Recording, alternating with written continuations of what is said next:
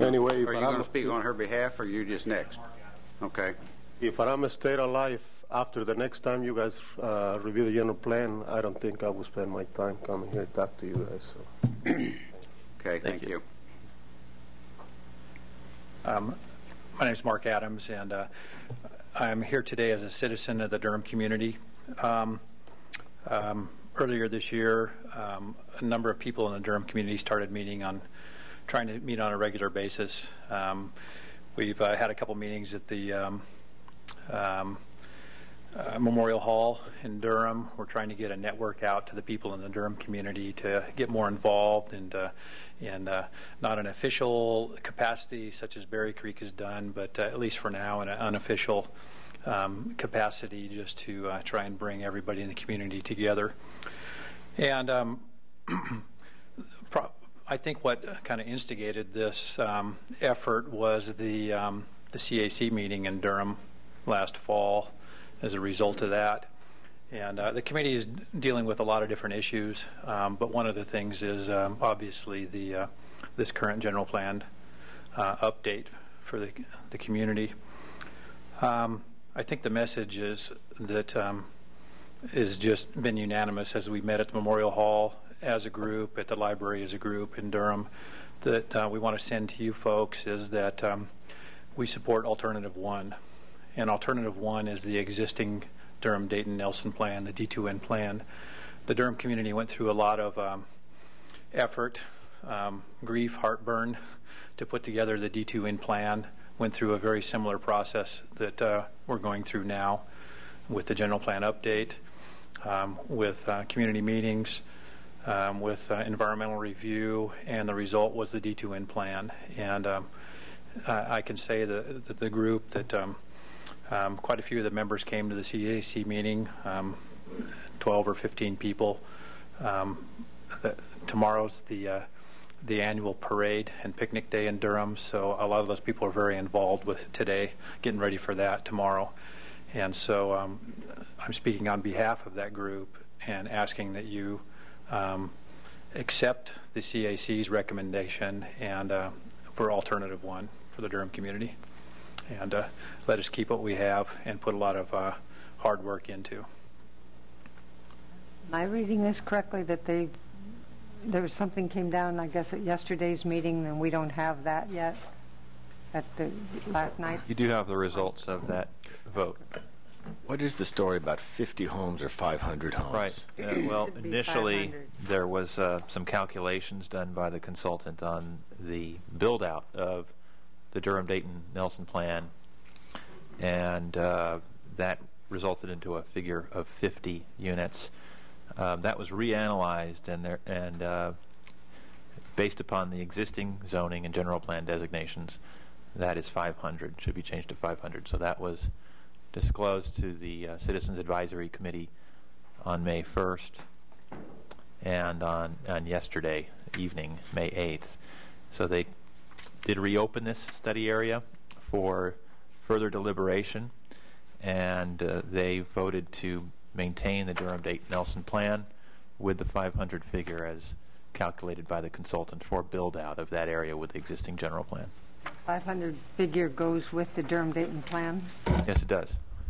I mean, that's what Durham-Dayton plan would have allowed. Under full build-out, there are some urban reserve policy. There is an urban reserve policy statement that is effective for the Durham area, and that requires that certain provisions of services, sewer, water, transportation infrastructure be provided before that level of development can take place. What is this other gentleman's? Where was his Good speed and... Yeah, he's just... He said between good speed and something. He's right. Am I right? He's just across the line from the ag residential zoning. So basically what he is requesting then is to be added to the... urban side. Yeah. Urban development, to allow urban development there. He was across from Parker. Is that the one? That area. There was an orchard right there across. About that size. Yeah, but I don't think that's his. The one across from Parker wasn't a functioning orchard. I think Mr. Alvarado's is a good one. working. Mine is behind the holiday market. Oh, behind the holiday market. Right there at the corner of service, and they just built 10 houses last year Okay. across the street. Behind the holiday market. I just wanted to get you on tape. I think we've got it. Next speaker is Richard Jones.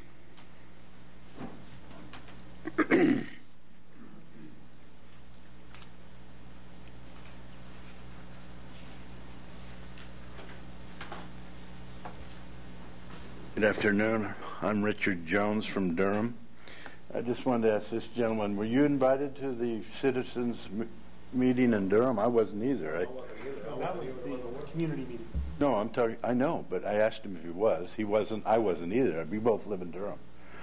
So I'm just pointing that out. Go to the big meeting? Yes. Yes. I was never notified of any other meeting, and nor was he. So I'm just saying, here's two people in Durham don't even know anything about it. Would you sign in, Richard? Oh, please? yes. You want me to do that first? Well, during would be nice. I can't chew gum and walk either.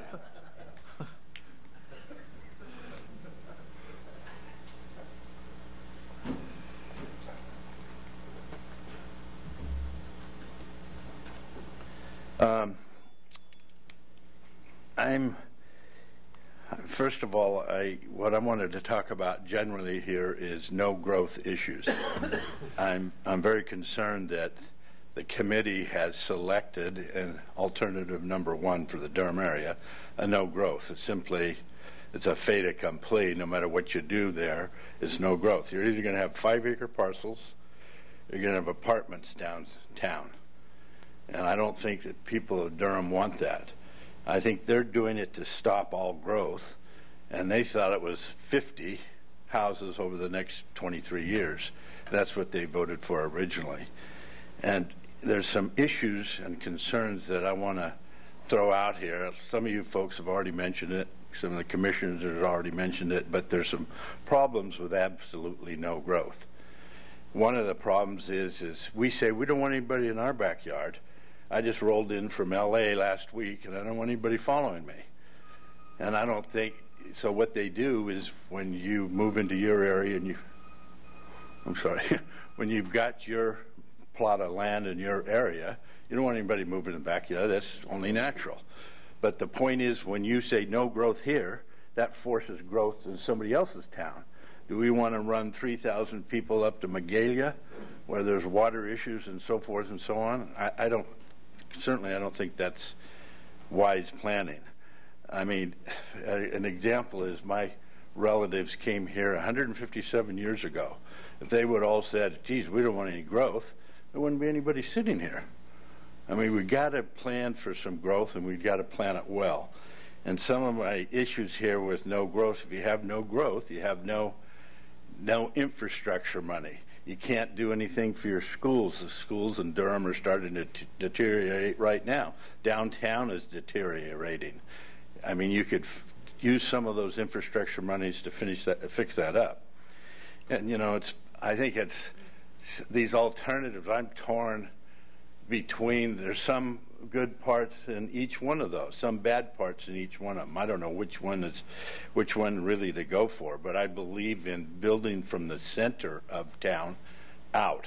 You know, I mean, it seems to be logical to me to be next to your services. And, you know, and also, you know, if you stay with no growth at all, you're going to become a seniors community. Maybe people want that, I don't know, but it would be nice to have some youth around there and school and so forth and so on. And then, you know, the land in Durham, because there is no land or lots available, the houses are so expensive, I don't know, many people are going to afford them. I mean, my kid can't come back there and live. He can't afford a house or a lot in Durham. We need some more growth there, organized growth. And I believe in cluster growth, you know, so lands can be utilized efficiently. We have a lot of good agricultural land in Durham. Why waste it with a lot of big properties, 5-acre properties? Or even, I did a little subdivision in Durham years ago, 20 years ago, Durham Valley Estates. We did 1 acre parcels because I couldn't get it any smaller. 80% of the people in that subdivision don't even use the second. I mean, it just goes to weed the half acre of it. I mean, some people do, but it's, you know, I did it myself, and it's a lot of work keeping up an acre of land. Anyway, I would recommend the best alternative I see at this point is alternative number 3, because it gives you more areas to work with. If you stick with area number 1, there's not enough land to do 300 or 400 units. You can't do it. It's just impossible. And I see there's one spot in the paperwork that says alternative number 3 says 950 homes, and another spot it says 500. I think both of those are too much. I think it ought to be 300 to 400, something like that. I think that's plenty for Durham. And another thing I'd like to see happen is to get rid of the very low land designation, because that allows 5 acre parcels. And it's a waste of land. Just seriously a waste of land. I mean, the standard joke is in Durham, a guy comes in from L.A., gets his 5 acre parcel.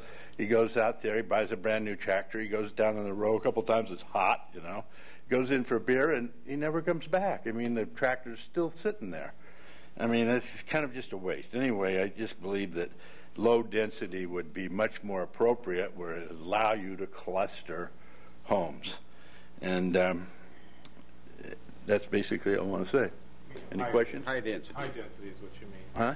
Higher density is what you mean. Yeah. Oh, so you could cluster. You could go to 2 acres, 2 houses per acre, for instance, or 3 houses per acre. Cluster them all up and save the rest of the agriculture. It's a flex lot line, I believe the county has in there now, and with a few tweaks, that could work perfectly. And I believe in the D2N plan. I think it should be there for all those alternatives. I think the D2N plan is a good plan, basically. Any questions? Isn't that what the D2N plan does, is pretty much start from the center and work out? Yeah. And allows they corrected it from whatever to allow 500 homes. Does that? Well, I mean, up to 500 maybe. Does that sound? Well, there's some situations in the D2N plan, I think, that could be adjusted and tweaked, if you will. But I believe in it because it was put in place to stop 5 acre parcels and all that wasted land. So I believe in the D2N plan. Yeah. Oh, got it. Okay, thank you. Thank you, Mr. Jones. Mr. Burt Garland.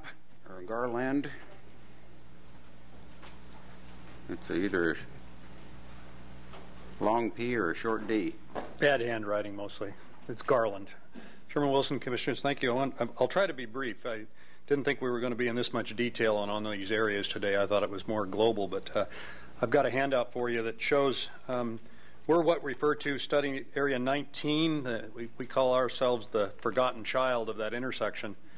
If you'll notice that study Area 19, this is where the Pepsi Company and Pacific Produce and those folks are all on the northwest corner of that. For 20 years, they've had those developments and have been thriving. There's over 500 jobs there. The other 3 corners of that intersection, as shown on this study map, have been zoned M2 since 1987. And since the CAC has started, they have taken additional study areas of Area 15, which they approved on the night of the first 5-1 for 400 acres of commercial industrial. And last night they approved an area on the southwest side near the Brook Farm for commercial industrial as well.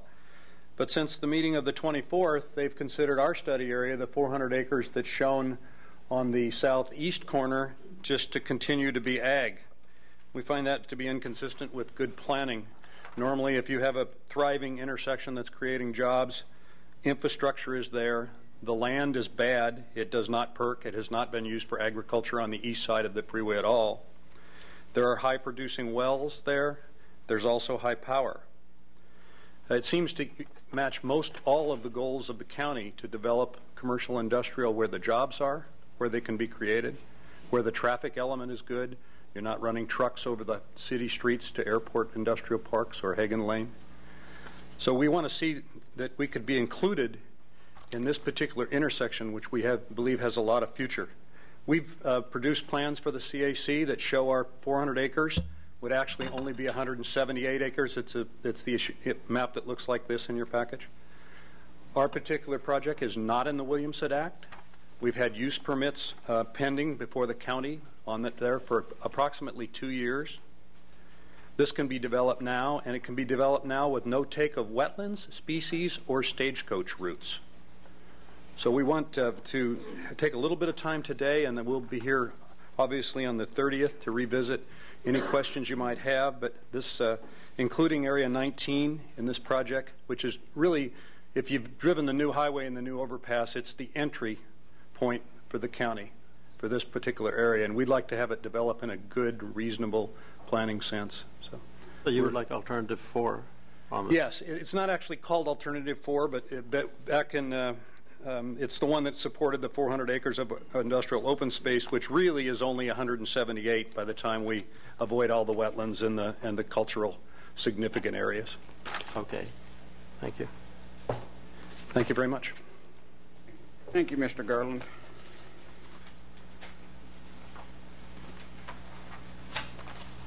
We have so many on Unit 23. I think I'd like to clean up some of the ones that there's only one person for each area here, so I'm going to reverse a little bit and go to Mr. David Palmerly.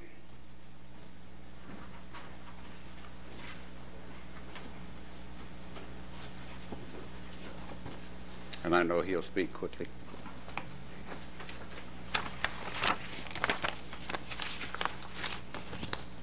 What area does it say? 30. I think. That was my guess anyway.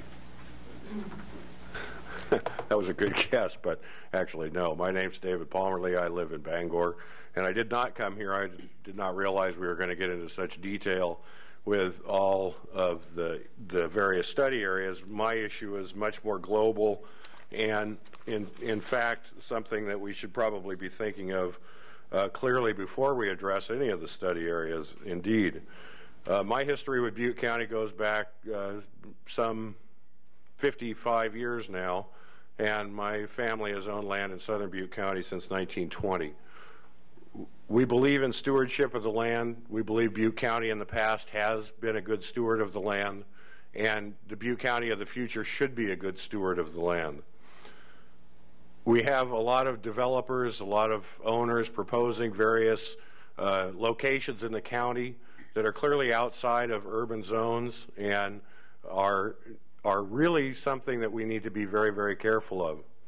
In the new compact growth model for the future, which if we're indeed talking about 2030, we are talking about a long time in the future. Probably none of us will be here, but our children certainly will, and our grandchildren. And we would like to have a Butte County that looks similar in nature to what it does today, with plenty of open space, with compact urban cores that provide a benefit to both the taxpayer of Butte County and the community as a whole.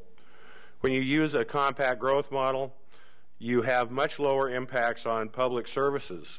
This could include police and fire, our roads and highways, commuting, auto use, and it improves the use of mass transit because you are more centralized. Sewer and water systems, which are a very major expense to the public in terms of tax dollars, can be concentrated and used to a much more high degree of efficiency without having, as we well know, the nitrate problem that we have from many individual sewer systems in Butte County. There's also the availability of a compact energy use. When you compact development, you compact the energy use. You also can develop clearly alternative sources of energy, such as solar power and wind power, in various areas. The impacts to the community: you live and you work closer to where you live, and therefore you use less automobile trips in general. You can use public transportation, and that cuts down on all the things that we're concerned about when we start sprawl development, which is traffic congestion, expanding our freeways and highways, expanding overpasses, most of which, by the way, are not done at the cost of the developer. They're done at the cost of the taxpayer. Once the development comes in, Caltrans does a survey of the traffic, and then all of a sudden the taxpayer gets hit with having to improve those overpasses, interchange, adding lanes to freeways at taxpayer expense, not at developer expense. We have real clear choices here as a county and what to do as a county. We can be good stewards of the land, or we can be poor stewards of the land. We can be overridden by rampant development and end up looking like Sacramento, the Bay Area, LA, or we can preserve what we have is in the slogan of Butte County, our natural beauty. So we need to be concerned about our impact. When they say gas prices may hit, or oil prices may hit over $200 a barrel by the end of the year, we need to be concerned about our citizens and their commutes. The parcels that are indicated on Durham-Pence and 99 and Durham-Dayton Highway are all commutable. You have to commute to get there from the residential areas. Those are not good choices. We need to make clear, definitive choices that make sure that our residents, where they live, is very close to where they work. That saves their money. It also saves a great deal of tax dollar money. So again, we need to think of our future. This is our golden opportunity. We haven't had this opportunity since the last general plan was put into place. Now we have a golden opportunity to look forward, not only for ourselves, but for future residents. Let's take this opportunity and change the way Butte County does things and make it a model for the rest of the state. Let's preserve our open space, let's compact our development, and let's really look to the future. Thank you very much. Thank you.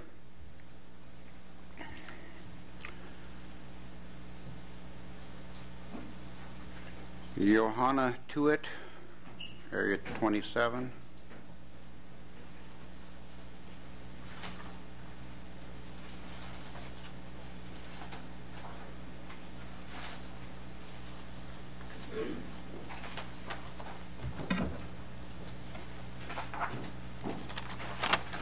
Good afternoon. My name is Johanna Tuitt. I work for WHA. We are the land planning and specific plan consultants for the Rio de Oro specific plan, which is identified as study area number 27. I'd like to point out that the CAC has supported our project by voting 14-8 in favor of a specific plan designation on this property. You should have received in your packets a handout that looks something like this. If you have not, I have additional copies here.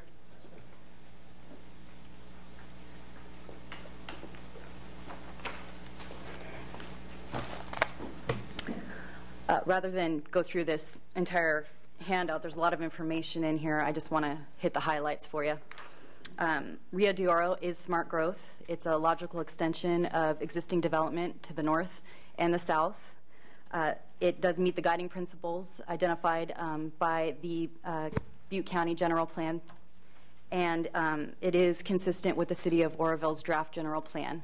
We are also adjacent to the City of Oroville's sphere of influence. The specific plan provides a diversity of uses, including 289 acres of preserved open space, 337 acres of residential uses, 30 acres of commercial uses, 23 acres of public and quasi-public uses, including an elementary school to support the new community and the surrounding community, and 10 acres of parkland. The plan will also establish a substation for fire and life safety services at the intersection of Palermo Road and Highway 70. Rio de Oro is going to be a sustainable, earth-friendly development. The plan preserves existing arroyos and wetlands, as well as mature oak trees. And our client is dedicated to implementing the most current planning and building green practices.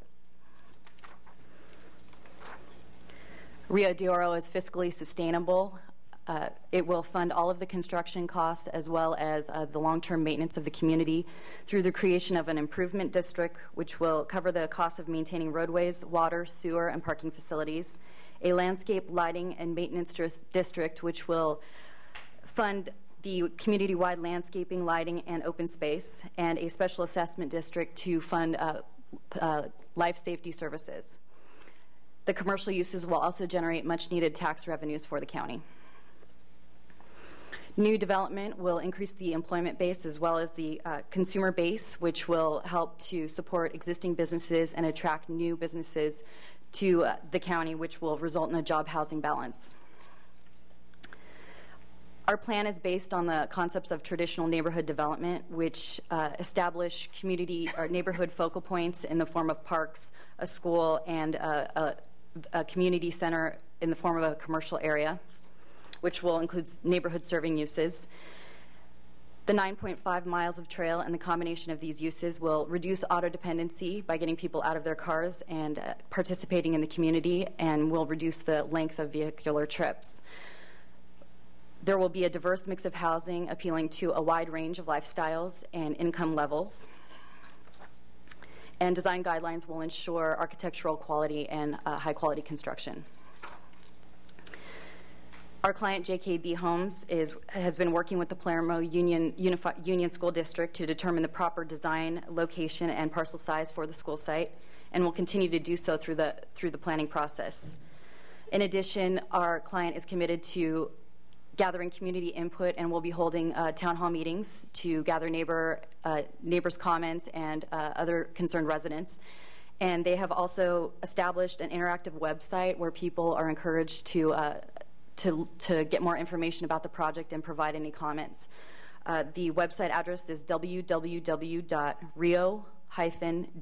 as in the letter D, -oro.com. And lastly, I'd like to point you to the back of the packet, which includes letters from both the SCORE and the Feather River Water and Power Agency, indicating that they are able to, they have enough capacity to support this project. So with that, I would respectfully request your support of the CAC's decision and the City of Council's decision to support the designation of this area, Area 27, as a specific plan in accordance with Alternative 3. And if you have any questions, my client is here as well, and we are happy to answer any questions or address any concerns. Thank you. Thank you.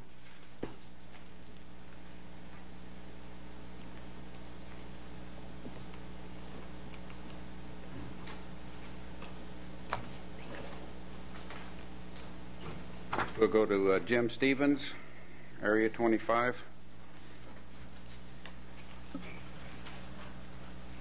Jim gave up. How about Chris Hawk?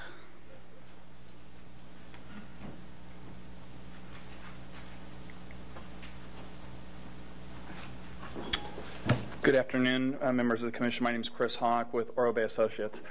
Jim did have to leave, and he had some comments that I'm sure he'll bring forward to the Commission at a later date regarding our project area. I did provide a handout to you with respect to our project. Should look something like this.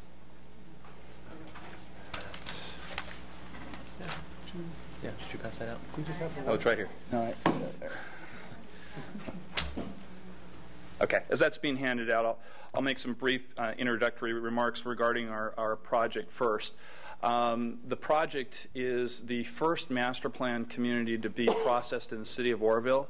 Likewise, it's the first specific plan to ever be processed within the city of Oroville. It's comprised of 2,400 residential units. It has a provision for 5 acres of neighborhood commercial. We have 17.5 acres, 10 of which is allocated to a future school site with 7.5 acres as joint use. It's comprised of 30 acres of parkland available for the use of the future residents of Oro Bay, along with 50 acres of open space that's been preserved to address wetland preservation within the site.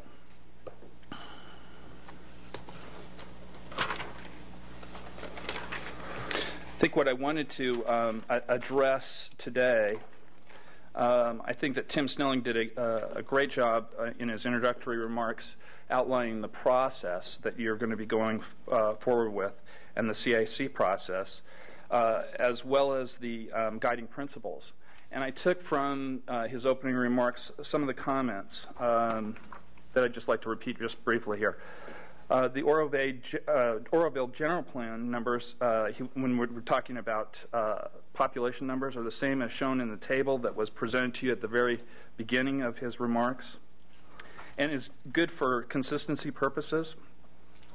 One of the guiding principles is coordination of the county general plan with the cities. Another comment was that the cities are partners in the process. From a good planning perspective, it is good to partner with the cities. And lastly, we're not planning in a vacuum. We are working with the cities. With respect to the Oro Bay project, last night we had the culmination of actually over 3 years of planning and study for the presentation of the Oro Bay project to the City Council. We've presented it back in September of '07 to the Planning Commission, brought it forth last night to the City Council, and it was approved by the City Council last night. You'll notice that in the study area recommendation, the recommendation for this area is to maintain the existing zoning, which is an AR5, AR10 zoning, which is not consistent with the guiding principles that were outlined by Tim in his opening remarks with respect to this project. This project was in the sphere of influence of the city of Oroville, and it has been, as of last night, approved by the city of Oroville for the development that you see before you. I also noticed that in the study areas, I went through the package here, that there are 6 study areas that deal with that are within the Oroville general plan. This is the only one that was not recommended for consistency with the general plan of Oroville. So I'm a little bit confused as to why that happened. I did have some conversations with Jim Stevens, who's been attending the meetings, and he indicated that it wasn't clear to him as well as to why that happened. A couple of important features that I wanted to bring forward to you is that, and these were discussed at the meeting the other night, infrastructure to this area is almost brought almost to the boundary of our proposed project. You can see it in the highlighted area. It's the bold area next to the numbers 25. You can see that the sphere, we're right up against the western boundary of the sphere of influence of the city of Oroville. And the infrastructure is brought all the way down to the line that's represented by the number 22 to the west side. So we're virtually within 1,000 feet of infrastructure. There are infrastructure issues, capacity issues that need to be addressed in the future, but the infrastructure is there. The city has a plan for developing the airport area as a major future business center for the city, and our housing is going to be adjacent to that future business center. So it makes sense from a planning perspective. It's a smart plan of growth for the city of Oroville. In addition to the north side of 162, in this Oroville general plan, is planned for additional commercial development, which again is bringing that development, that business development, close to the approved residential development of Oro Bay. So with that, I didn't intend today to go through the details of Oro Bay in our project. I wanted to give you a summary of it, but we would respectfully request that the Planning Commission consider the specific plan designation that the city of Oroville has approved as of last night for our project. Thank you. Thank you, Mr. Hawk. Now, while you're there, if Oroville's approved it, they must be intending to annex this. Yes, last night there were resolutions passed for the annexation of our project along with the Lakeside project that's adjacent to us. But the reason I'm here today is that we've got to go through a process of annexation as well, and we don't know how that will all end up. So I'm taking a precautionary measure in suggesting that the specific plan designation ought to be applied here. Again, it's the only one that has not been. It's the only one out of the 6 that wasn't recommended by the CIC to be approved. And as far as I know, we're the only one out of the 6 that have been approved by the City Council.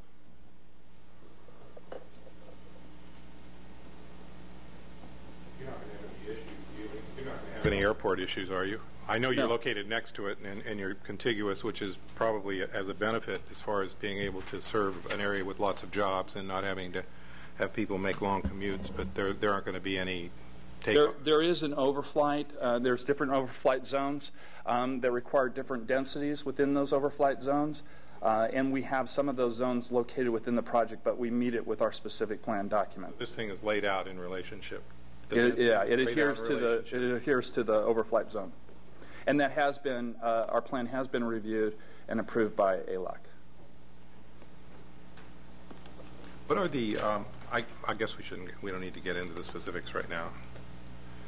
Are these open space areas, the green areas along the edges of the parcel? The green edges. Yellow. Yeah, Yellow, the open space primarily the open space is located. You'll see a large area that's. Let me get the right picture here for you. Well, will you just use this one? You'll see a large area down here on the south portion of the site. That's the 50 acres that I mentioned. That is open space. It's dealing with the preservation of wetland area in there, and then also our detention facilities located in that area. What are the empty spaces? That's what I was wondering. These areas here? Yeah. That all we did is we plotted a certain portion of it. The site plan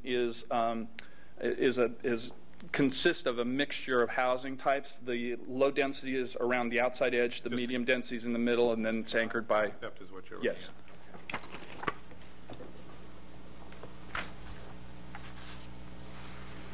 Any other questions? Scott Perkins, Area 23.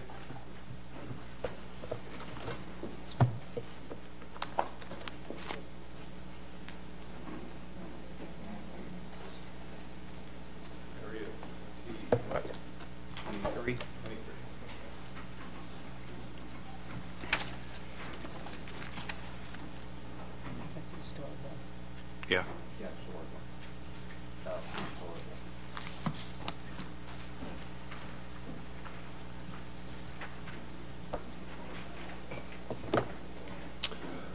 My name's Scott Perkins. I'm a resident of Moorville, and I'd like to thank the Commission for the opportunity to make some public comment regarding Study Area 23. That's what I'm specifically here on. I do want to make a couple of general comments and just a real quick comment regarding a couple study areas that I'm intimate with. I've expressed some comment to the CAC and public comment and to staff as well as DC&E regarding the grading system. I think there's definitely some inconsistencies. There's some issues with some of the gradings, very specific issues where certain things were graded were poorly graded for, well, in my mind, lack of logic. So I just would like to caution you.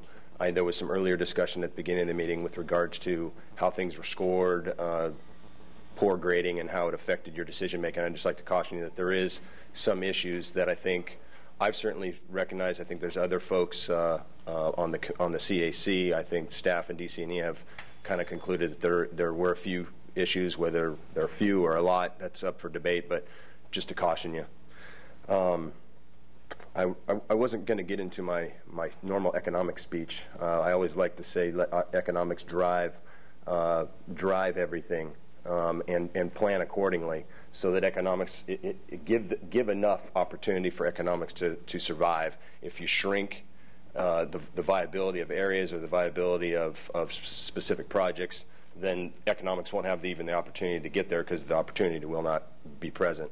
There was some public comment made with regards to existing taxpayers paying for infrastructure and things like that. And as a developer, I can tell you that we as developers, at least our clients, our buyers, bear the cost. They are the taxpayers, and we certainly have to analyze that in anything that we do through the secret process.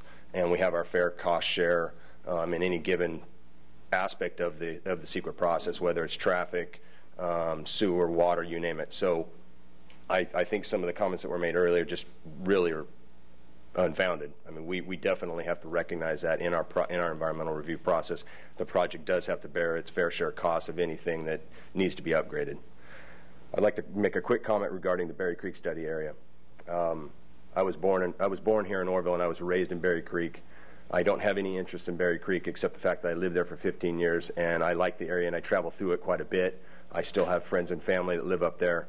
I was very intimately involved in the initial process here throughout study series, meeting series 1 and 2, and ultimately where we're at today through meeting series 3 and 4. And in that process, we recognized that there needed to be, we as the citizens recognized in color coding maps with highlighter pins and everything, that the study area needed to be a lot larger so that at least it could be analyzed. And ultimately, it was made, I think the board made the decision to shrink that area down. It sounds like the board may be interested in re-evaluating that, and I would just express to you that that's appropriate. I would think it's appropriate just from somebody who knows the area pretty well. This shrunk-down box needs to be enlarged and at least analyzed, at least have the opportunity to be analyzed.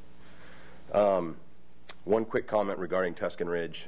I've played the course a couple times, and I would very much like to see it be economically viable and stay in business. Dennis Burnham was one of our coaches and teachers here at Orville High. I had him all throughout my years at Orville High. He died a few years back, and we started a memorial called the Dennis Burnham Memorial Golf Classic, and we've always had it here in town out at Table Mountain. Last year was the first year we had it at Tuscan Ridge. It worked out very well. We're likely going to have it there for some time to come just because it's actually a lot easier to have a function out there. And I'd just like to express to you that it is a very good resource for our community. Regarding Study Area 23, I'd like to basically ask that you confirm what the CAC has concluded. We've had a lot of deliberations, we've had a lot of comment, we've had a lot of discussions regarding Study Area 23, and it is the modified alternative 1 is basically the existing general plan with a slight twist to a commercial corridor down Miners Ranch Road, and I've been one that's probably most actively lobbied for that.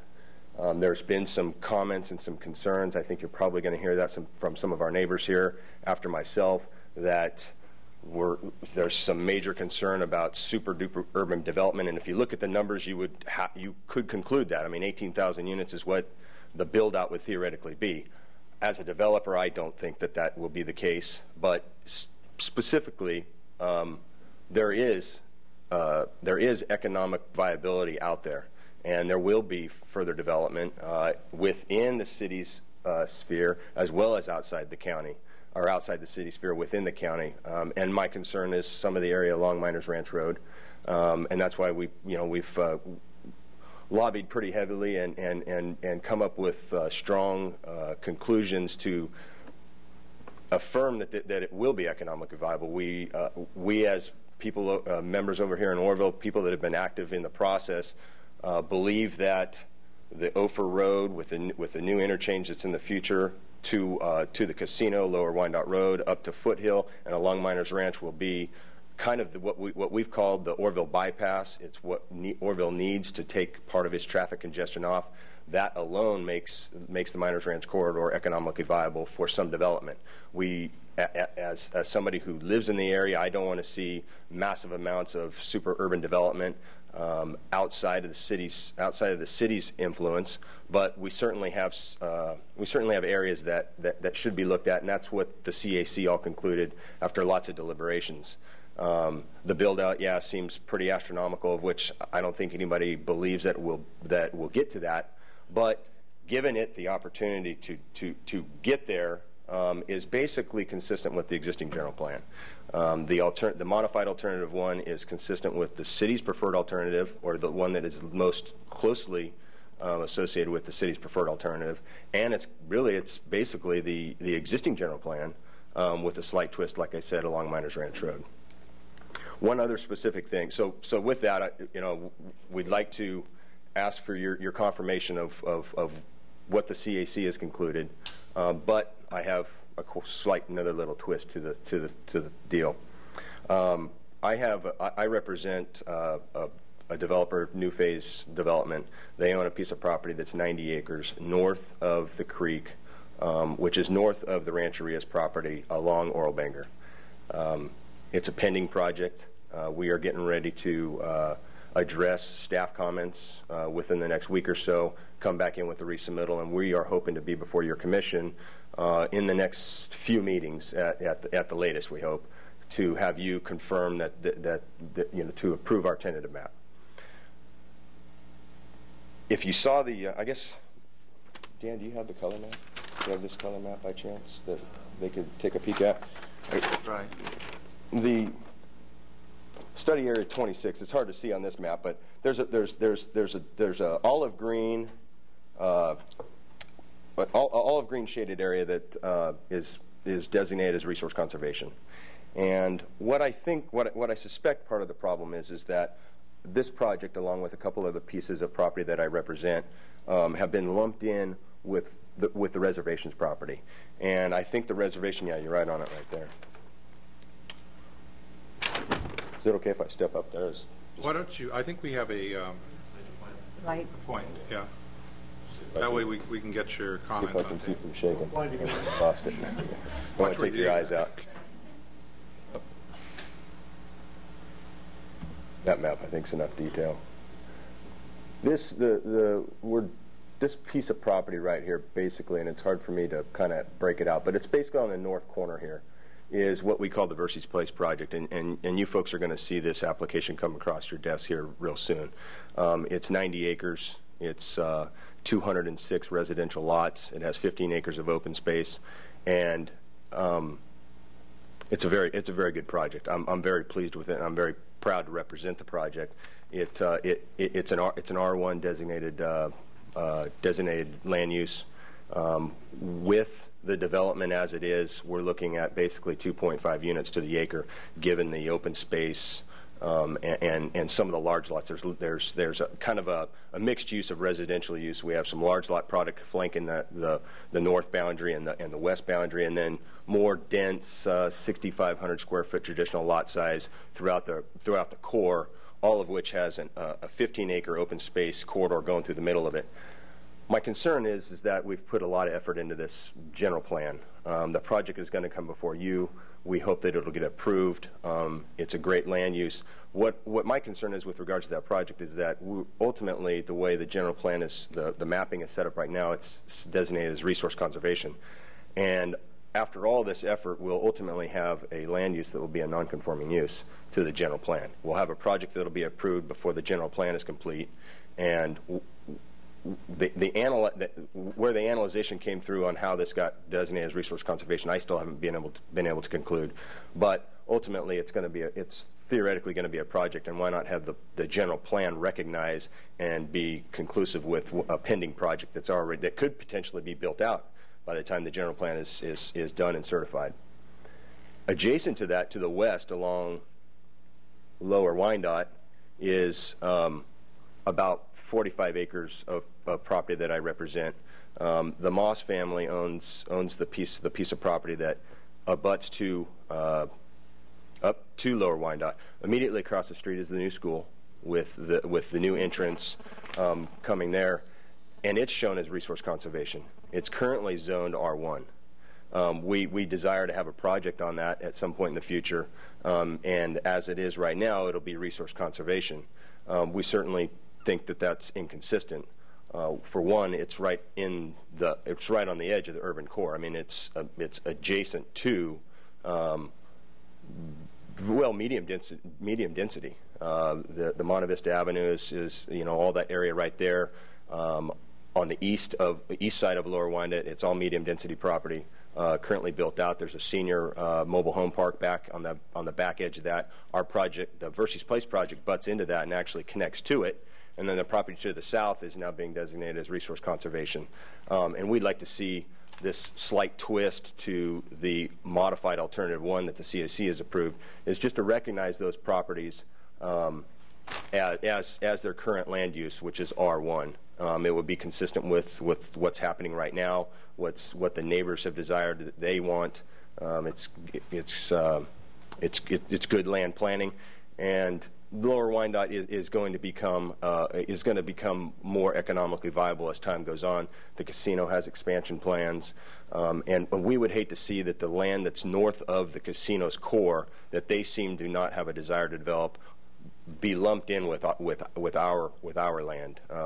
Our land, well, specifically the Verses Place project has current certified environmental documents that say that it's not environmentally sensitive, and I would suspect that we're going to have those same findings with the Moss property, which is along Miners Ranch Road. So I'd just like to ask you once again to affirm what the CAC has concluded, which is a modified alternative 1 with a slight twist down there along Oral Banger and Lower Wyandotte Road. Thank you for your time.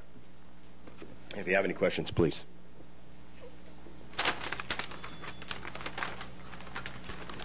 I hope to see you soon with our Verses Place project.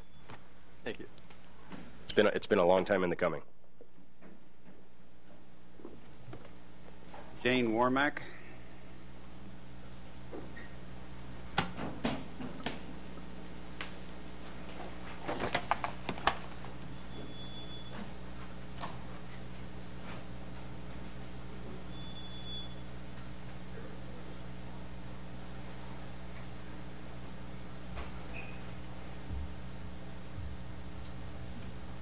Wrote in my space.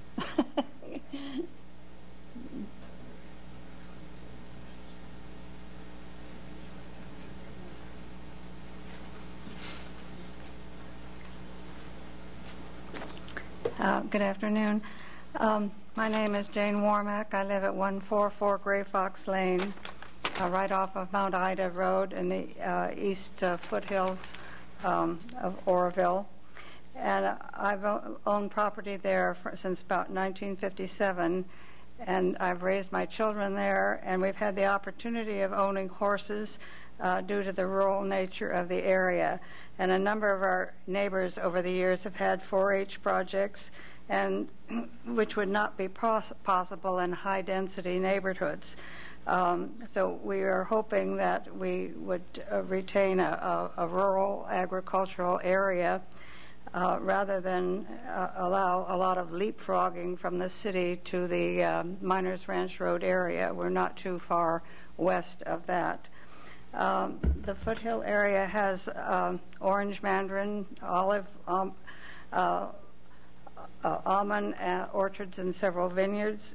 And we found the weather pattern there that's really conducive to the citrus growth, at least in our property. We don't have an orchard. I mean, it's a family orchard, but not a commercial one. I'm concerned that the designation, when designations allow for high density housing to surround and permeate the agricultural areas, that at an accelerated pace we'd lose all the farm and orchard business and change forever the character that the reason people are drawn to Butte County. Dense housing developments in agricultural areas have led to the demise of many valley farming communities, and they're forced out of California, as you've seen probably around the Woodland area. We hope that does not happen here. I'm concerned with 3 particular things. One, safety. The rural area out there has very narrow roads and narrow, windy roads. That's Mount Ida Road, Skyline, Oakville. And in the last 20 years, there's been increasing congestion. And I'm concerned that all these roads lead to Olive Highway, and that there are feeder roads. And right now, it's difficult to get onto Olive Highway due to the congestive traffic. And if you've been there, you realize that by the time you get to town, it's backed up. And there's really a bottleneck right as you enter the Oroville area. In my area, I'm concerned about the narrow roads and children walking to school. And if we have more dense housing there, that it's going to lead to more problems. Even back 20, 30 years ago, I did not allow my children to walk to school because of this problem, and it's even worse now. The other regard I have is the habitat. There are some 17 identifiable species of animals in the area, and I've noticed since I've moved there at least a decrease of 50% of the native animals in our property, and right now we have 6.5 acres. The animals that we've seen as such a decrease is deer, fox, bobcat. We really did have a bobcat. Raccoons, possums, and coyotes, and some of these that keep the rabbit population down. But since the denser development just west of Miners Ranch Road near the Oaks development, near Miners Ranch and Olive Highway, that seems to cut off a lot of the animal migration that used to come over the hillside there. And so I'm just wondering, I just don't want to see a dense population out there that leads to congestion all the way around. The other concern or curiosity that I have, and I really don't have the answer, is the irrigation water. Our property is adjacent to the irrigation canal from the South Feather Water Company and the South Feather Water and Power. And I'm wondering that right now there's a decrease in the use of agricultural water, and with the further decline of agriculture, I'm wondering what South Feather Water and Power might do to those, whether they'd eliminate those canals and make it harder for agricultural land to get water, plus the fact that we use that water ourselves, and I don't know what we'd use in its if that canal was ever abandoned. I would like to remind you, too, that whole hillside area drains into the lower foothills, and it goes both ways, from the top of the ridge towards Miners Ranch Road, and then west from the top of the hill. It drains, I beg your pardon, it drains east to Miners Ranch Road and drains west, so that some of the areas are subject to an overabundance of water. Anyway, thank you very much, and I would like to keep the rural agricultural area. Any questions? No questions. Jeannie Kecky?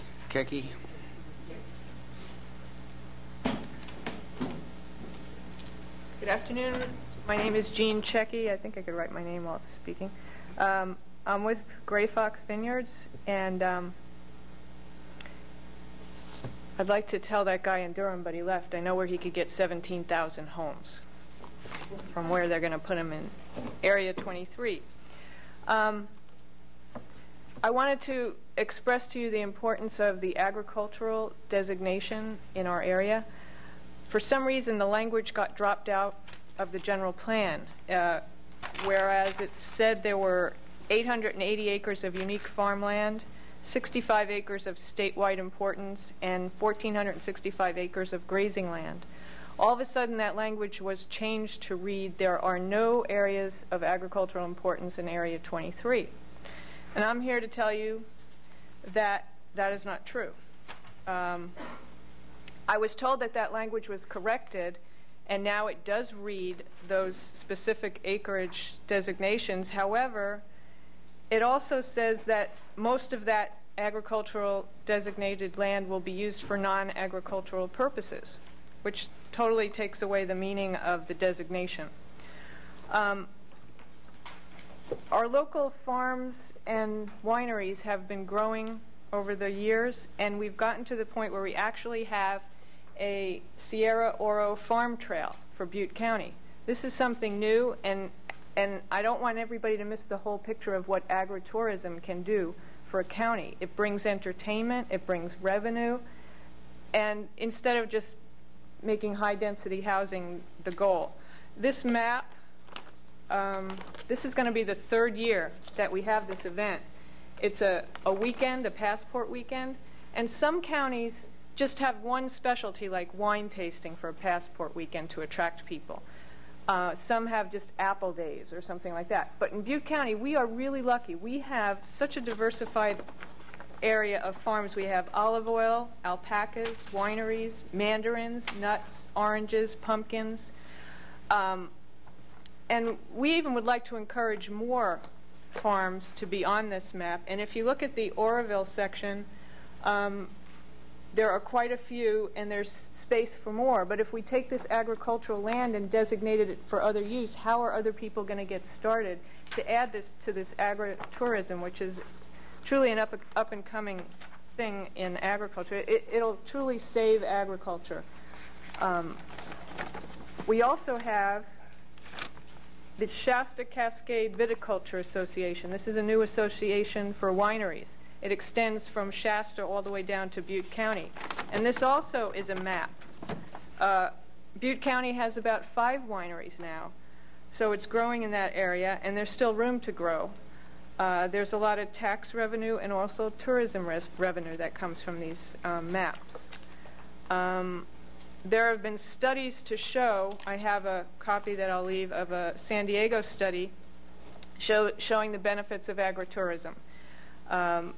Generates diversification opportunities for farmers, educates the public about the importance of agriculture and the contribution to the county's economy and quality of life, provides economic incentives, reduces friction in the ag-urban interface, thus helping to preserve ag land, and enhances the appeal and demand for local products. I also have a copy of the UC Small Farm Center publication, which also lists the benefits of agritourism, which is also connected to ecotourism, which is really the latest thing in getting people out as families to enjoy and learn about agriculture. The things they say is it builds sustainable local and alternative food sources, links ag producers and consumers, increases county tourism revenue, and it's an outdoor entertainment situation that families can enjoy and learn. Other local businesses also benefit because people stay in hotels and they eat in the restaurants, so everybody benefits from that.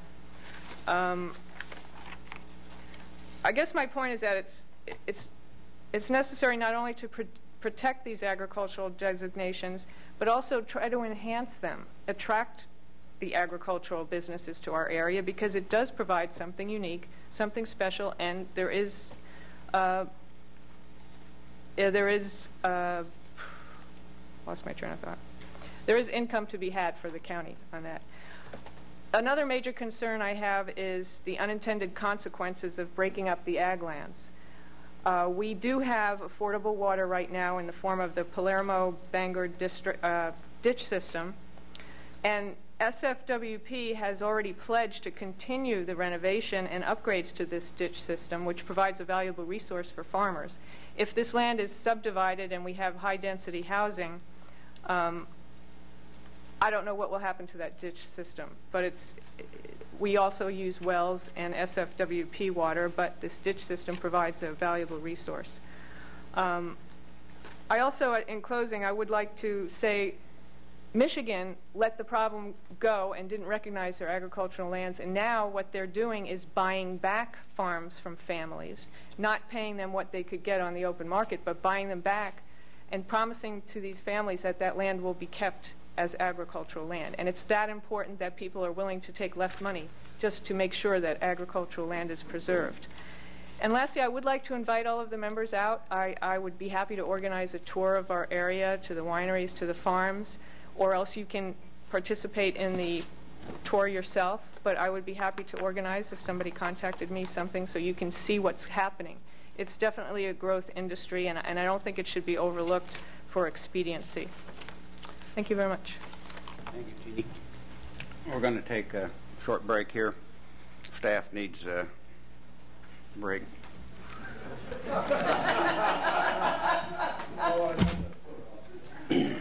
Call the meeting back to order, please. We're going to try to get through here, if you could help us. Jim Bishop, we have a letter from you also. Had one.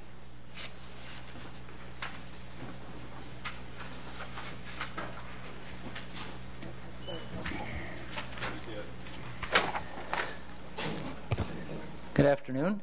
My name is Jim Bishop. I live in the East Oroville foothills. I'm here to address the consideration of agricultural lands in Area 23. I quote first from Principle 8 of the General Plan.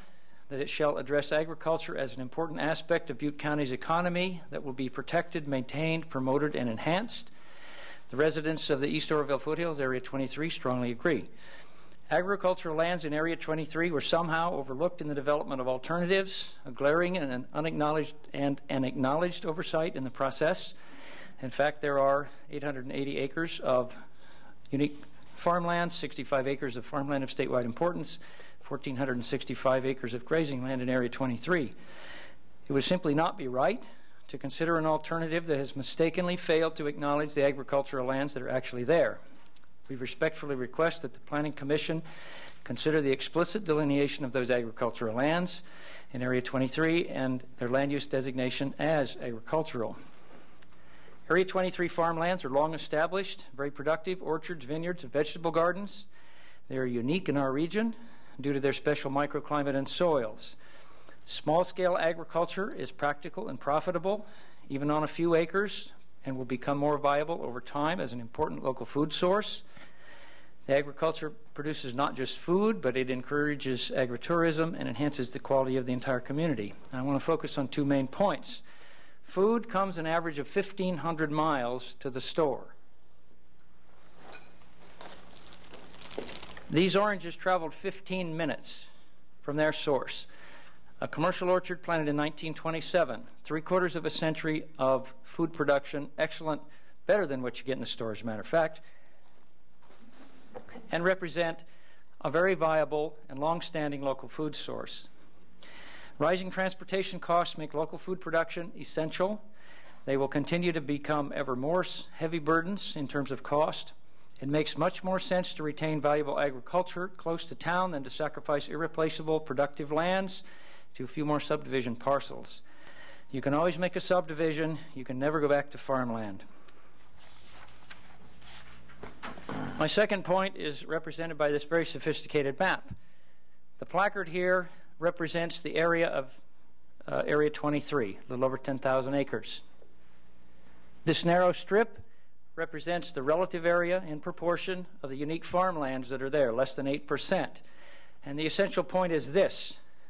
These small area but extremely valuable agricultural lands do not subtract in any significant way from the overall parcel potential of this particular 10,000 acre Area 23. To diminish these would be to add a trivial amount to the available parcels and yet have a dramatic and negative effect on those productive lands. The right balance of making those difficult land use choices favors the retention of the very limited but extremely valuable area of agricultural lands.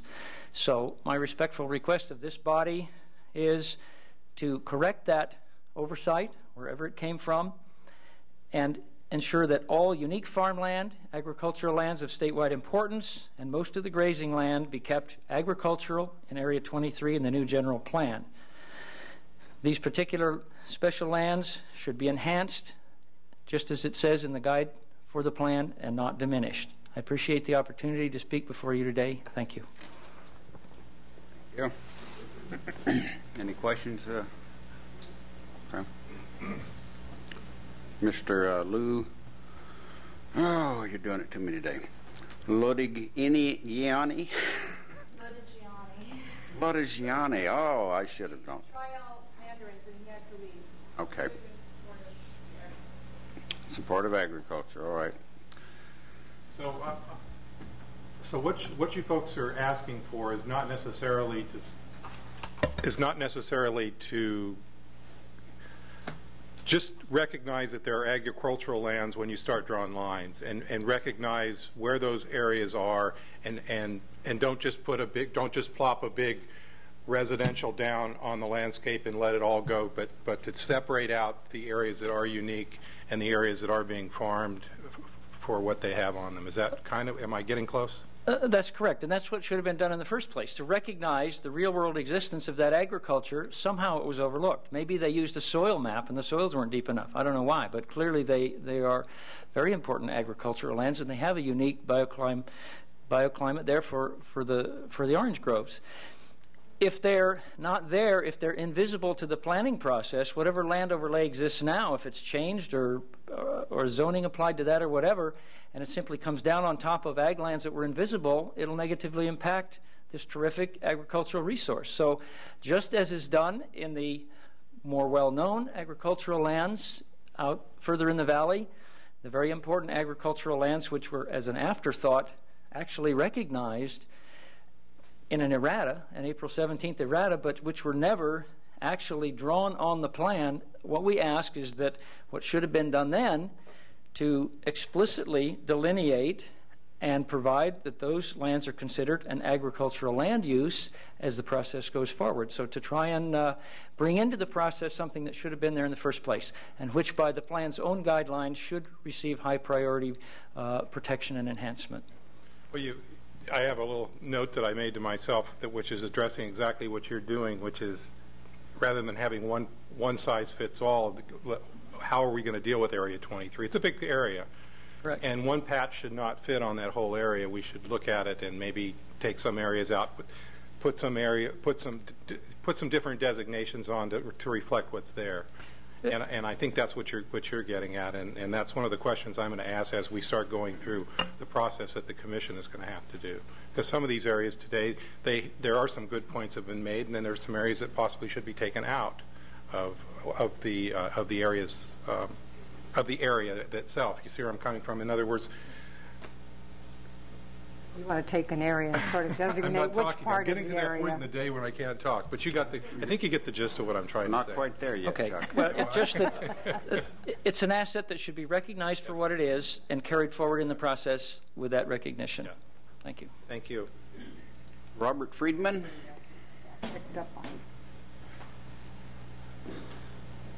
Good afternoon. I want to thank the Commission for allowing us to speak. And you know what they say, sometimes you have to hear something 3 times in order to remember it. But I think you got it after 2 times. Is this the 3rd time? And I'm glad I arrived early at 10:30 because I had time to really organize my thoughts. I think that what we're asking for is specifically around unique farmland, okay? And Area 23 is one of the largest areas. It may be the largest. I didn't look at all of the numbers, but it's 10,030 acres. And you're right, it does have many good alternatives for development. I would like to then narrow my focus to one specific area, which is where Gray Fox Vineyards and the prior speaker and I live, and that is Mount Ida Road. Mount Ida Road, if we just take a half a mile or so between right where Old Mount Ida Road cuts into Oakvale, and we go up Mount Ida Road for about a half a mile, you have the following properties. Triel Mandarins. Lou couldn't be here, he had to leave.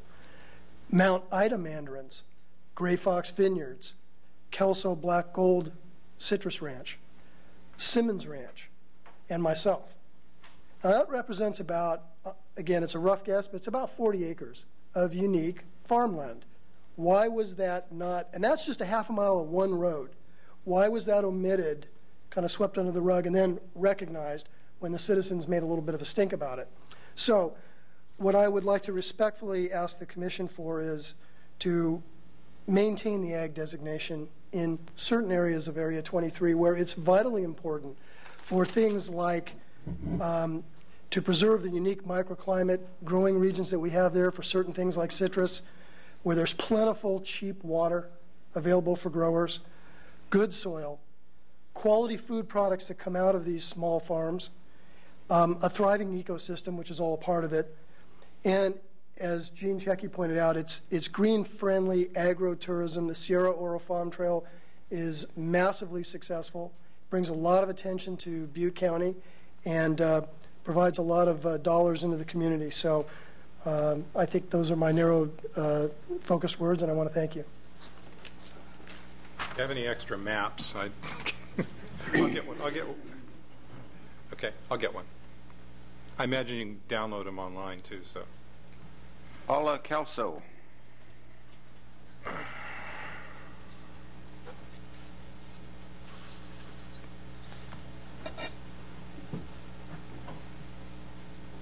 I'm Paula Kelso, and I live in Area 23. And I'm one of those farmers that's been there for 40 years, where that cheap water is. And I would like to ask the board to leave my property and some of the other property, agriculture, AR5. I disagree with most of my neighbors here. Unfortunately, I have a large parcel of property there, and the water is very expensive. We also have a real problem. When I first came there, I couldn't see any of these people, and they were not bordering our property. And if I sprayed, it didn't bother anybody. But now, when we do have to spray, which we have postponed for 5 years because the surrounding people do not like for us to spray, it's a problem. When everybody looks at the ranch, we have beautiful views from this area too. They look at the ranch and they see a beautiful area, and it is beautiful, but when we spray, they don't like that because we're killing their rabbits or their dogs or whatever. And so it's kind of a problem because people do like the rural ranching area to look at as long as they're not doing the work. And I think that some of the area on the upper side of Mount Ida is conducive to development, mainly because we have sewer, water. We're 6 miles from town. We have a lot of amenities such as the casino, the lake, and people want to live in that area. It was an old agriculture area that did produce, but now we have these little 1 and 2 acre ranchettes, hobby farms, if you want to call them. That's what I've been told mine is, and it's 17 acres. And we're getting too old to farm, so I think it's time we move on and let people live on our property or develop it or whatever they want to do with it. And so I would like to have you be aware that not everybody wants to farm in that area. Are there any questions? What do you raise? What do you spray? I raise citrus, mandarins, oranges, grapefruit, and lemons. We also have cattle and a couple horses. And don't get me wrong, I love the agriculture area, but this particular area 23 is, in my opinion, conducive to development. Save the good land out in the valley, and yes, we can raise oranges and olives in our area. Other than that, I don't think that it's prime agriculture land. You've been raising citrus there for 40 years, and my husband supported my hobby. There's a history of citrus before the mandarins in that area. Yes, at one time, Palermo was the largest citrus producing area in the state of California. We actually had a citrus fair here. And I think that agriculture is important, but I also think that we have a tremendous area in Area 23 for recreation. And I think it'll bring a lot of revenue into the area. Is that an area conducive to vineyards, growing grapes? Yes, we have 2 acres next to us. The Czechies have 2 acres next to us. 8 acres. And they can grow grapes there. Are there any other questions? Thank you. Thank you. Mark Adams.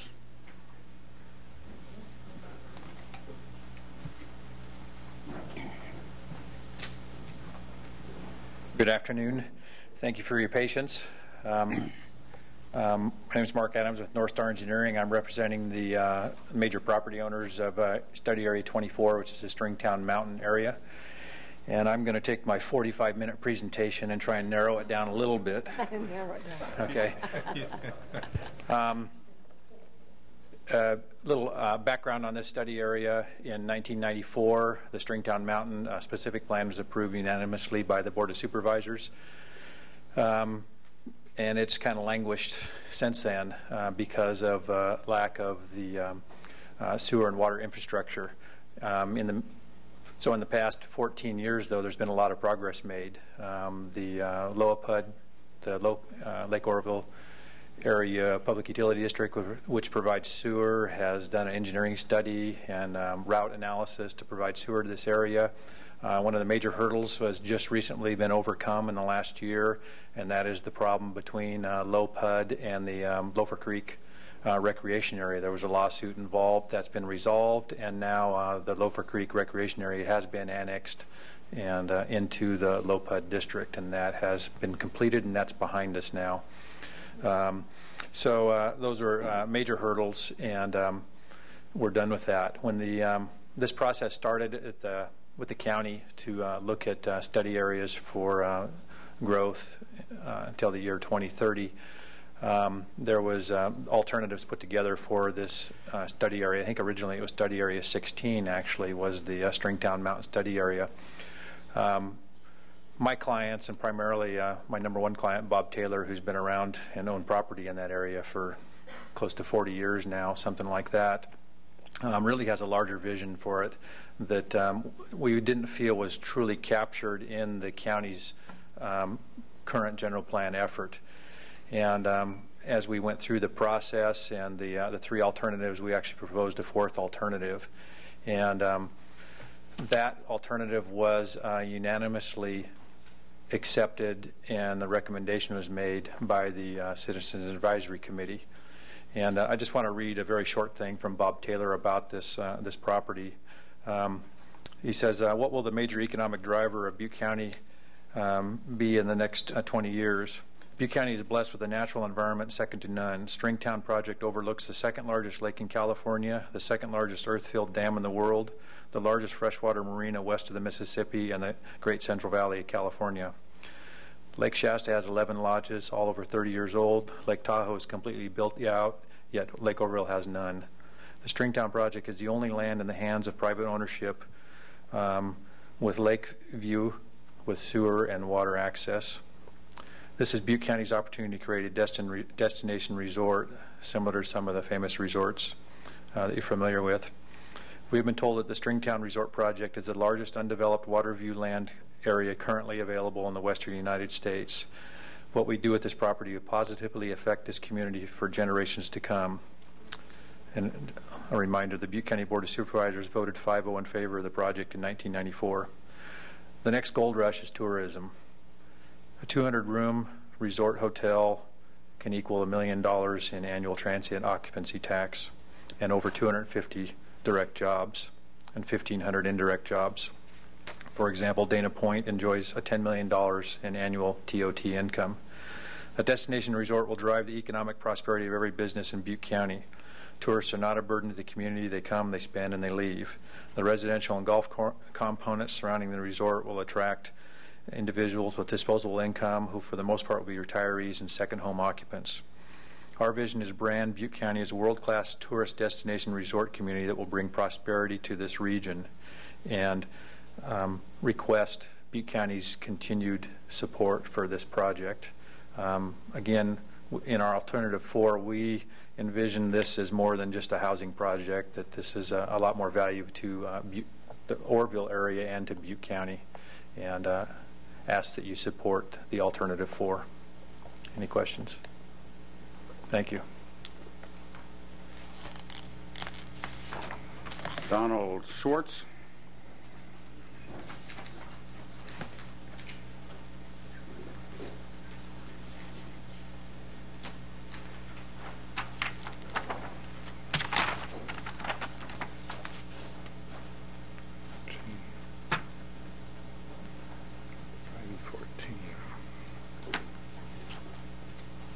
Good afternoon. My name's Don Schwartz. I'm the representative of Study Area 14, Nance Canyon, which is along Highway 99 and Skyway near the city of Chico.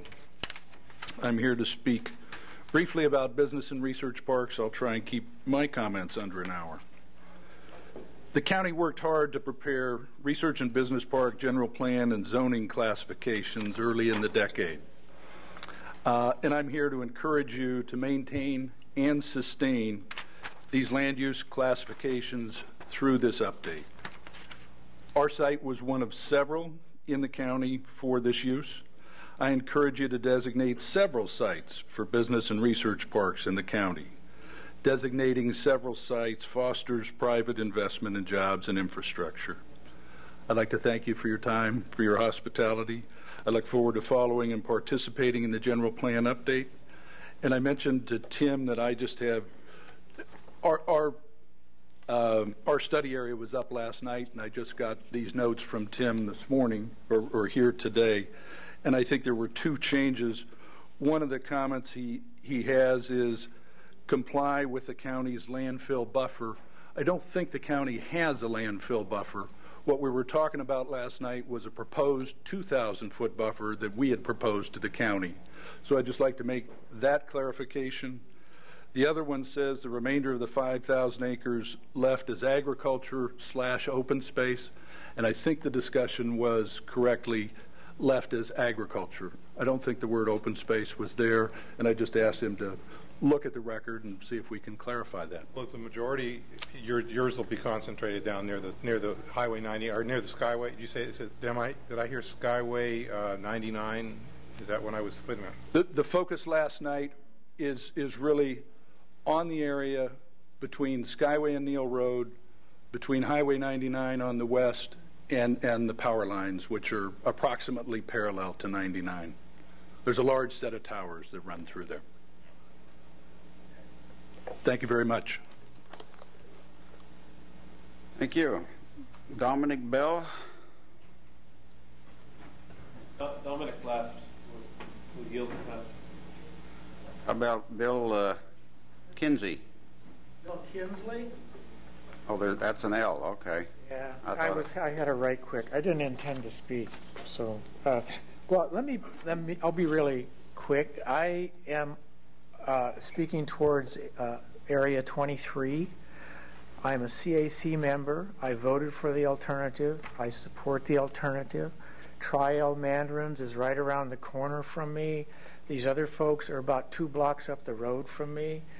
I'm saying that I support the alternative because I think it's very important for you to look at 23, look at the size of 23, and look at the variation within 23 to see that there are opportunities for both agriculture and development in the area if you zone it judiciously. No one in his right mind would probably come into our area and try and develop it. The road is too small. There's no infrastructure. I'm septic. Most of the people up and down the road are septic. And my point is, I said I'd be short, so I'm going to be short. Look at the totality of 23 when you decide what to do with it. And I support the people that spoke earlier. Thank you, Bill. Oh, I'm sorry. I said thank you. Oh, yeah. Well, I've run out of cards. Questions and comments from the Planning Commission? Are we missing a card? You don't have a card. I was waiting until everybody got through talking. Okay. Bruce McClintock. I'm on the Citizens Advisory Committee. Study Area 23, I think the Citizens Advisory Committee basically went with Orville's general plan because that's what they're looking at. So one should investigate, you people should investigate what Orville's trying to do with that area. I think that's what we're going to do. Could you bring up Belmere area? And on, I got a couple other areas and I'll be done. On study area 10, the Tuscan Ridge deal, the CAC was just split down the middle last night. So we don't have a recommendation for you. I mean, because it's just the way it ended up. And on the Belmere area, somebody... So how were you split down the middle? I mean, as far as... Was 10 to 10 on 2 different proposals. The 165 that the developer's proposing, or, excuse me, no development. So there was no okay. No in between. No. And then another comment on the Belmere area. There's an area over here. Where are you at, man?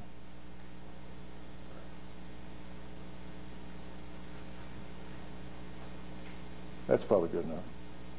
This area above the Belmere area, that goes up to Mud Creek, the supervisors unanimously took that out.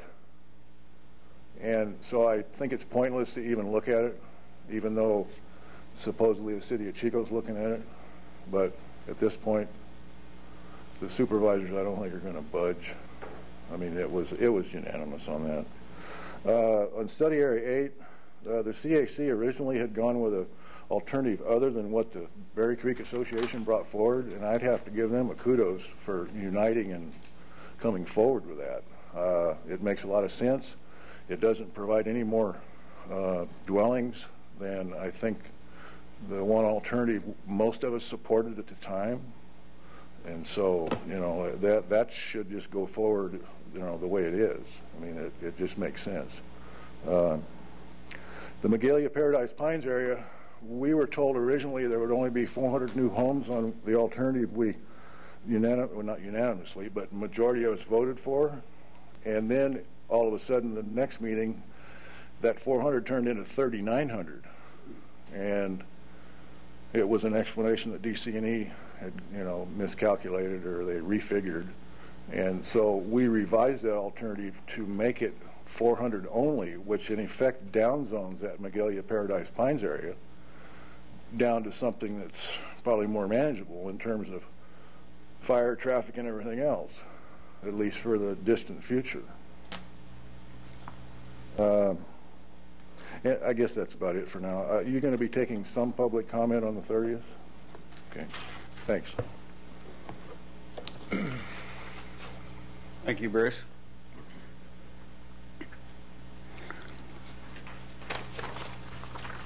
We have anything we want to discuss here, or are we discussed out? I think Tim's going to... Tim has closing remarks then, huh? Are you going to go over, let's see. Actually, are you next? Yeah. Dan's going to cover something real quick before I close this out. Is the CAC stuff going to be gone over today, or yeah, are we going to we'll go over the votes right now, if you'd like. And I'll try to be brief as possible, but we're going to go through the 31 study areas and the votes. And let me just explain that some of the exhibits that are in this PowerPoint have the CAC's preferred alternative shown on them. Others do not. They need to be corrected, and I'll identify those that do not. This first study area is the North Chico specific plan, and this actually specifies the preferred alternative as chosen by the Citizens Advisory Committee. 24 supported this alternative, and this is to keep the plan essentially the same, allowing 3,900 homes. Also keeping the public designation in the village core area as long as the use in that area can be deemed consistent with the airport land use compatibility plan. Study area 3 was Belle Muir, and this was supported. This particular alternative was supported by 15 of the Citizens Advisory Committee members. Development of up to 3,000 new homes. This would only occur after annexation and or in close coordination with the city of Chico. 8 support alternative 1, which would allow 100 new homes.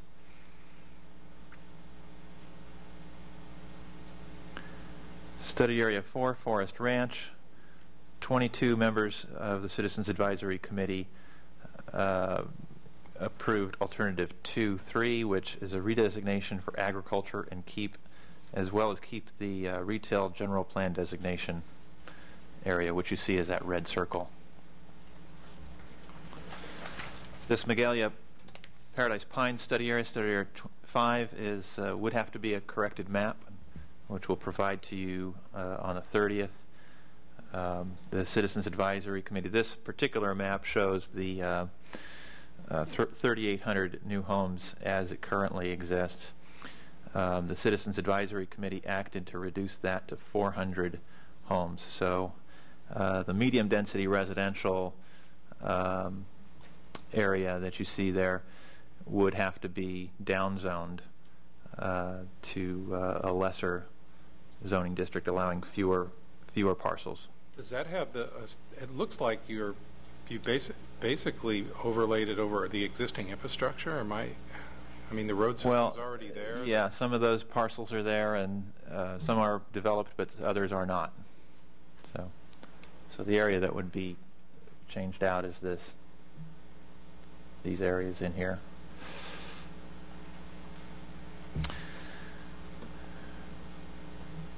Study Area 6 is the Upper Stilson Canyon study area. The Citizens Advisory Committee acted to support Alternative 3.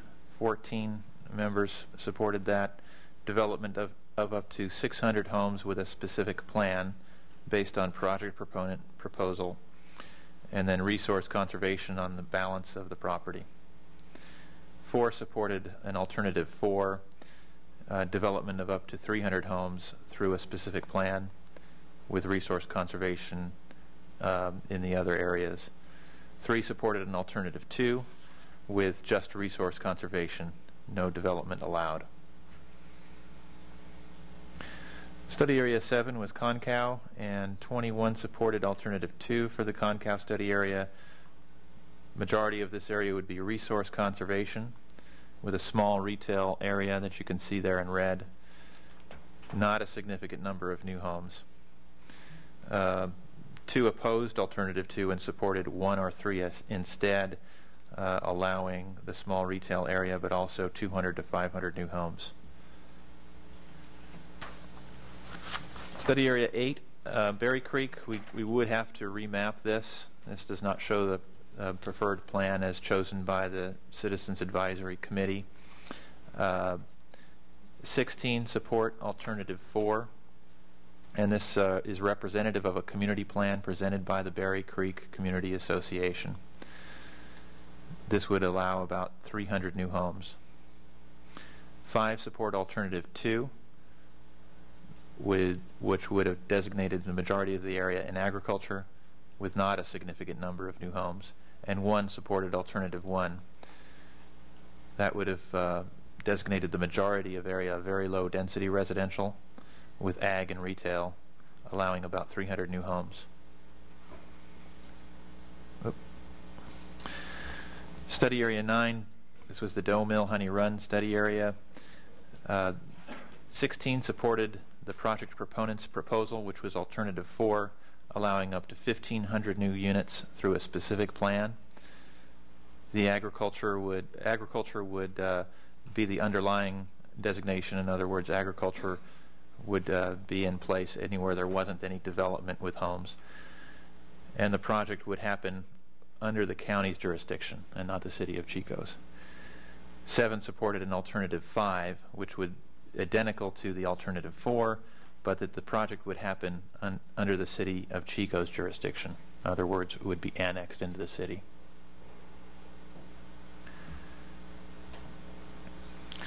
Study Area 10, Skyway Neal Road. This is the Tuscan Ridge and other areas. This was re-voted upon by the Citizens Advisory Committee last night. This needs to be remapped. This does not reflect the preferred plan. We have a split vote with 10 supporting no dwelling units and then 10 supporting the developer's plan for the Tuscan Ridge Golf Course with 165 dwelling units. So essentially, the one that when all is said and done, there's 165 units, but they'll all be concentrated on the golf course. And right. They would be concentrated within the golf course property. What about the rest of the area? Just whatever the zoning is what it would be, the existing zoning? Right, the existing zoning, which is mainly unclassified. Are we going to eliminate the unclassified? That's the goal. So we will find a zone to put on that, and it will. Right. So there will be some other potential development in it. Yeah, it could be a resource conservation zone or an agriculture zone, but that would be fine-tuned at the time we zone that area. Well, there has to be some place for the deer to go during the daytime when they're not on the golf course. Study Area 11 is the Paradise Urban Reserve. This 18 of the Citizens Advisory Committee members approved or supported Alternative 1. Essentially, this area would be an urban reserve not allowing any parcelization until it was annexed into the town of Paradise. Study Area 12 was the Southeast Paradise Specific Plan. And all the Citizens Advisory Committee members agreed to defer development of this area to the town of Paradise under their specific plan, which is in the works right now. This would allow approximately 600 new homes. That's kind of a tentative figure because they're very early in the stages of developing their specific plan. So there may be some update to that figure.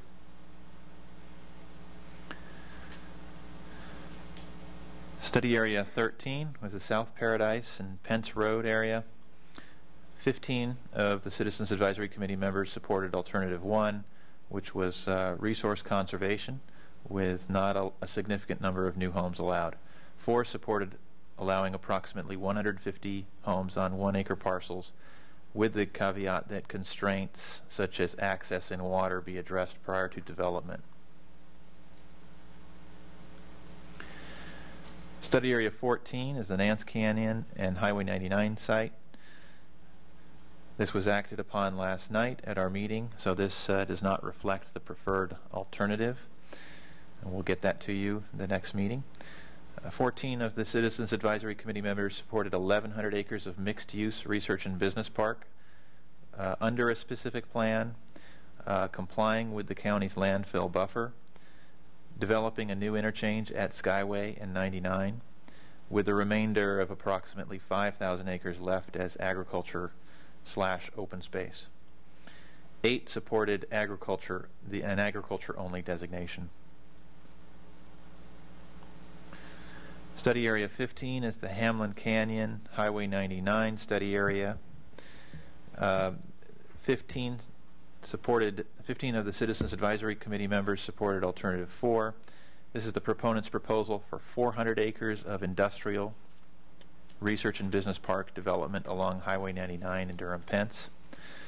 7 CAC members supported modified Alternative 1, which includes the existing M1 designation as currently designated in the general plan, and then 2 supported Alternative 1, all agriculture, no industrial at all. Study Area 16 is the Oroville-Chico Highway, Highway 99 study area. 18 supported Alternatives 1 and 2. Those 2 alternatives specify all agriculture and no development. Study Area 17 is the Durham area. 20 supported Alternative 1 and the Durham-Dayton-Nelson plan, permitting 500 new homes. Where would that development occur? Based on the D2N plan. The intensity of that density is close into the town. The location of that new boundaries be drawn. Okay, I'll just see what the plan yeah. The zoning allows for that increase in density closer into the town and not further out.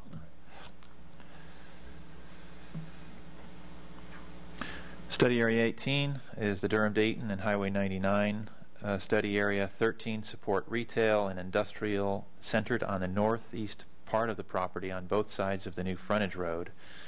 And this is a little bit complex, but this was voted on last night. And you can see there is a new frontage road being developed down to the Book family farm, which is down here. There's a typo there. It says, I think, Brook Family Farm. But this new frontage road will come down through the property and serve this area since they're being blocked for access. So the intent of this alternative was to develop commercial uses along the northern portion of this study area on both sides of the new access road.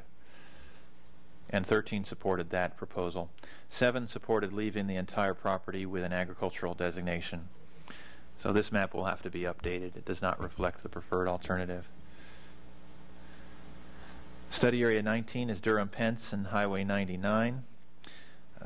13 support Alternatives 1 and 2, which is all agriculture.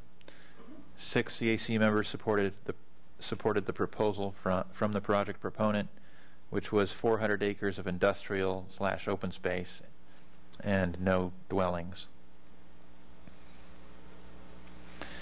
Study Area 20 is Highway 191 and Clark Road, Durham, Pence. All support a combination of alternatives 1 and 2, which leaves the majority of the study area as agriculture and expanding retail from alternative 2 to 30 acres.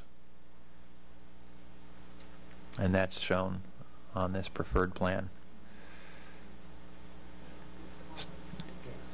College. Right. That's the study area that's near the Four Corners, near Butte College. Study Area 21 is Thermalito. 23 CAC members support the City of Oroville general plan. The majority of the area in medium-high-density residential allows 11,600 new homes. 3 CAC members supported alternative 3. Majority of the area in rural residential and very low-density residential, which would have allowed about 1,500 new homes. That would essentially keep it the way it is right now, I would imagine. Alternative 3 would be rural residential. No, never mind, I'm just mumbling. Well, the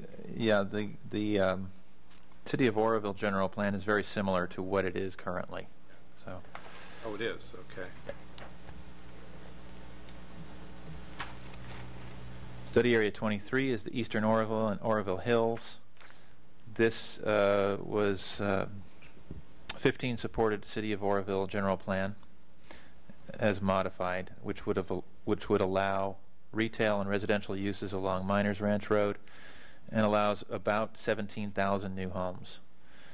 9 support City of Oroville general plan, similar to the one I just read, allowing 18,400 new homes. Go ahead. And you'll be receiving an errata on this area addressing some of the farmland issues that were brought up today.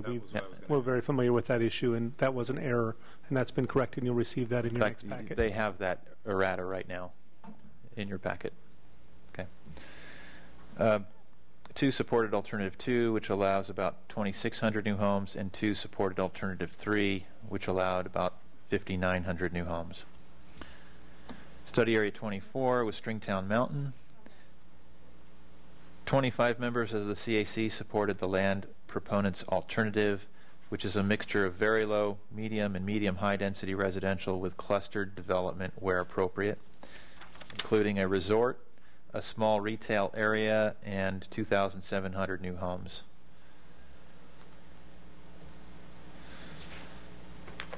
Study Area 25 is the Thermalito Afterbay area.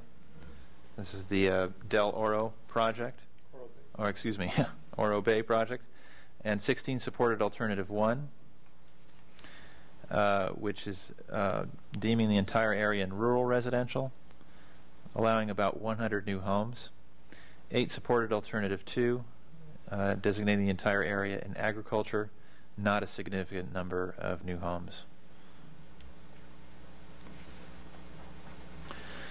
Study Area 26 is the Las Plumas Southside Ophir Road study area. 26 Citizens Advisory Committee members support the City of Oroville general plan, with the majority of the area in residential, allows about 9,000 new homes. Study Area 27 is the Pacific Heights Road, Highway 70.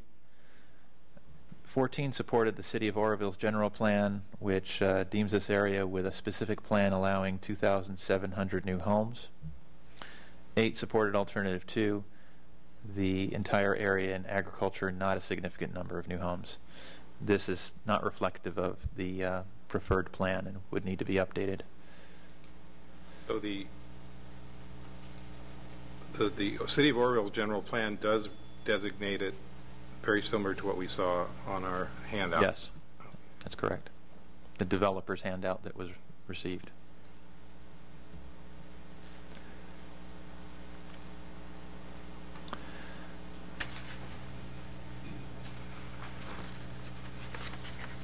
Okay, study area 27 is Pacific Heights Road, Highway 70. Actually, we just covered that. Did we skip Southside? Yeah. Okay. Okay. Study Area 26 is Las Plumas South Side. 26 members of the Citizens Advisory Committee supported the City of Oroville's general plan, allowing 9,000 new homes. Okay, and we did 27. Study Area 28 is Southern Oroville. 25 support the City of Oroville general plan, and this would be the majority of the area in rural residential, environmental/safety, allows for about 400 new homes. Study Area 29, Palermo. 26 members of the CAC support alternatives 2 and 3, with the majority of the area in agriculture. Very low density residential near the town center allows about 400 new homes, 20 acres of retail and industrial.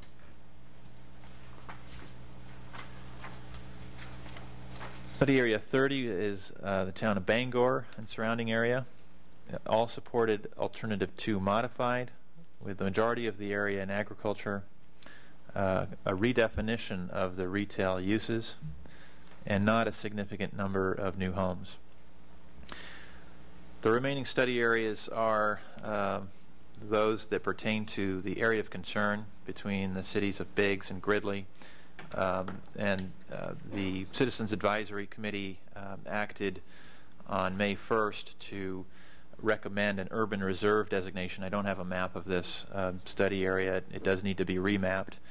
And having this urban reserve in place that would prohibit parcelization until some future time when the area is annexed to the city. So this would keep the area in ag until such a time that both Biggs and Gridley were ready to urbanize portions of that area. City of Gridley did weigh in with a preferred plan very recently, and that was disclosed to the Citizens Advisory Committee. And I believe that they were interested in ensuring that when and if that area would be developed, it would be developed in accordance with the City of Gridley's preferred plan. Biggs is further behind in the process of updating their general plan, although they are making movements towards that. So that we heard testimony from the cities at that Citizens Advisory Committee that essentially the best way for the both preferred plans to take place is to deem the area urban reserve, and 23 members of the Citizens Advisory Committee supported that. To reiterate, this was a very good discussion about collaboration and cooperation between jurisdictions. If the county were, for example, to adopt Gridley's general plan in the area, what could happen is that the area could urbanize under the county's jurisdiction. And so in an odd way, the best way that we can protect that for future growth in the city is to designate it ag with this urban reserve overlay. And that's a concept that was explored during the discussion, and that's that collaboration partnership between the cities and the county in action right there. And so that came out in the discussion between the two cities and the CAC. We give it urban reserve. As they develop it, they annex to the city. Are orderly according to their general plan. That's the concept. Right, and by designating an ag and preventing it from further splits, if further splits happen, we end up with a Belmure, where it's difficult to annex and develop into the city. And so it's just harder when you have smaller parcelization that's already occurred. So you're better off keeping it in larger ownership, larger parcels.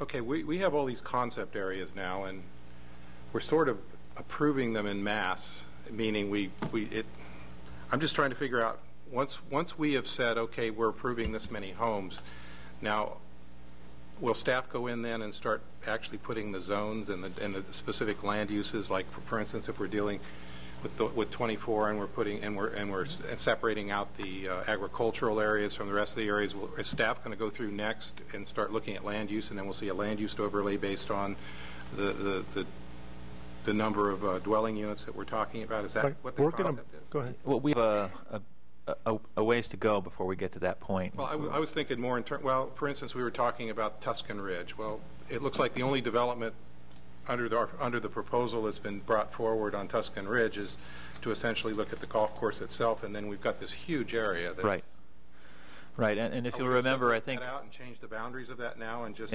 concentrate our efforts in the general plan on that. The same thing with the Upper Stilson. There's some proposals for certain parts of it. Proposed for things to happen, and then other parts aren't. Now, will all that be separated out at some point, or? Well, I think that the preferred plan will receive a lot of fine-tuning as the process proceeds until that point where it's ready to have an implementation of zoning, and we're going to have a whole meeting series devoted to. There isn't going to be just a big quilt where they can do what they want as long as they. That's what I'm more concerned with. There are going to be specific zones put in this area based on constraints and things like that. That's right. Right, we'll get to general plan designations in the draft general plan, and it gets followed up with specific zoning on a parcel level basis. Yeah, I've got a question. Where we're going to defer to the city of Oroville or Chico or Gridley Biggs, do we independently zone it in a way we think mimics what they're going to do, or should we do this urban reserve kind of thing? If we're going to say, let's let the cities annex, shouldn't we do that? I like that idea of the sort of hold pattern, the urban reserve hold pattern. But wouldn't it apply equally to, the other areas that are going to be annexed to Oroville? I think that was a question I was coming up with. So same direction. I know in the discussions we had around Oroville, it did make sense to adopt the city's preferred alternative because they were further along in their general plan process. They're almost their general plan. I mean, almost every one of their major areas are. Yeah. Preferred alternative is the Oroville general plan. But I guess we really do need to put forth our concerns, though. But at the same time, if they're all going to be annexed, it looks like there are probably going to be future annexations there. A lot of them. Yeah, and there is an issue of timing because some of the cities are further ahead in their general plan process than others. We were fortunate enough to be able to work with the city of Oroville. They were very far ahead of us even in getting their preferred plan approved and getting close to getting their general plan approved. The city of Chico is about a year or two behind us, and we haven't seen a preferred plan. But when we hear about that information, we will cycle it through the process so that it's available to make decisions about. I think also Oroville is a little unique in having the sewer and water districts in the unincorporated. It further complicates the planning process. And so you're going to have to really take a close look at that when we get all the information packaged to you next meeting and see if the approach does really make sense. Because I don't think it's safe to assume that all of the development that does get built will be annexed. I don't think that's a safe assumption. Yes, I want to follow up on Rick's just for a minute, but how does the urban reserve in Gridley Biggs area differ from applying, which I don't think you've considered or recommended, but why not have an urban reserve on Belmure if it's going to be, the development occurs only after annexation or in close coordination with the city of Chico and other areas like that? We mentioned urban reserve somewhere in Paradise. I guess, well, there's one listed for Paradise too, but and some in Oroville. If it's going to be developed in coordination with a city, why isn't it in an urban reserve? Because we don't know how long that's going to take and what's going to happen in the interim. Would an urban reserve be? I think that's a very good discussion that you should have on May 30th, and that makes a lot of sense. You want to avoid competing. You don't want developers to shop jurisdictions, Right. I mean, maybe we do in some cases, but for the most part. You don't think they do that, do you? I think that I would. It would be a good idea to, instead of getting comments from the city of Chico on their plan, why not give them our plan and let them comment on, or have they already? We are working real closely with them and their staff and through the one-on-one meeting process. So we're meeting with their leaders and coordinating all the things that are happening with our plan. Follow up a little bit more on Belmure. Since it's so split, and it always has been, to my knowledge, about 50-50, those who want to develop and those who don't want to develop. And if they were to make that decision amongst themselves, is it land area that determines the priority? That might not be the right word. Is it by number of property owners, regardless of parcel size, or is it by area? You're talking about a vote for annexation? Right, if they were to do it Chuck? on... Do you know voting No, for there is annexations, is it by something area or by parcels, number of parcels? It's actually registered voter. Okay, so that would be parcels then. Because there was something I know that's occurred in the past, but I thought maybe it was by area, acreage rather than, I'm not sure. But I thought that might be something worth... Really depends on the type of jurisdiction. There are certain kinds of special districts that are what are considered property owner districts where votes are essentially by property owners.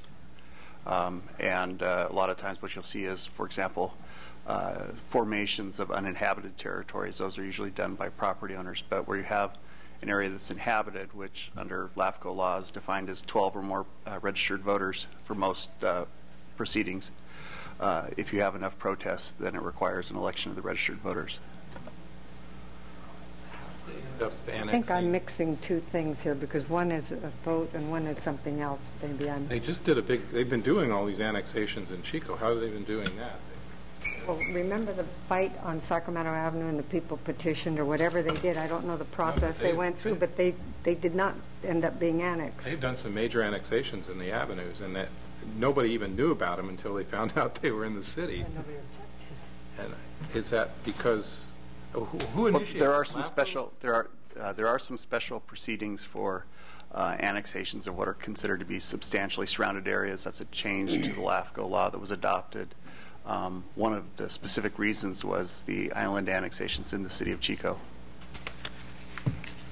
Yeah, that's how they did it, right? Correct. Now, who did but that? that still involves. Or did LAFCO do it? No, that was there's a annexation strategy that's been reviewed and approved by LAFCO, but they were initiated by the city.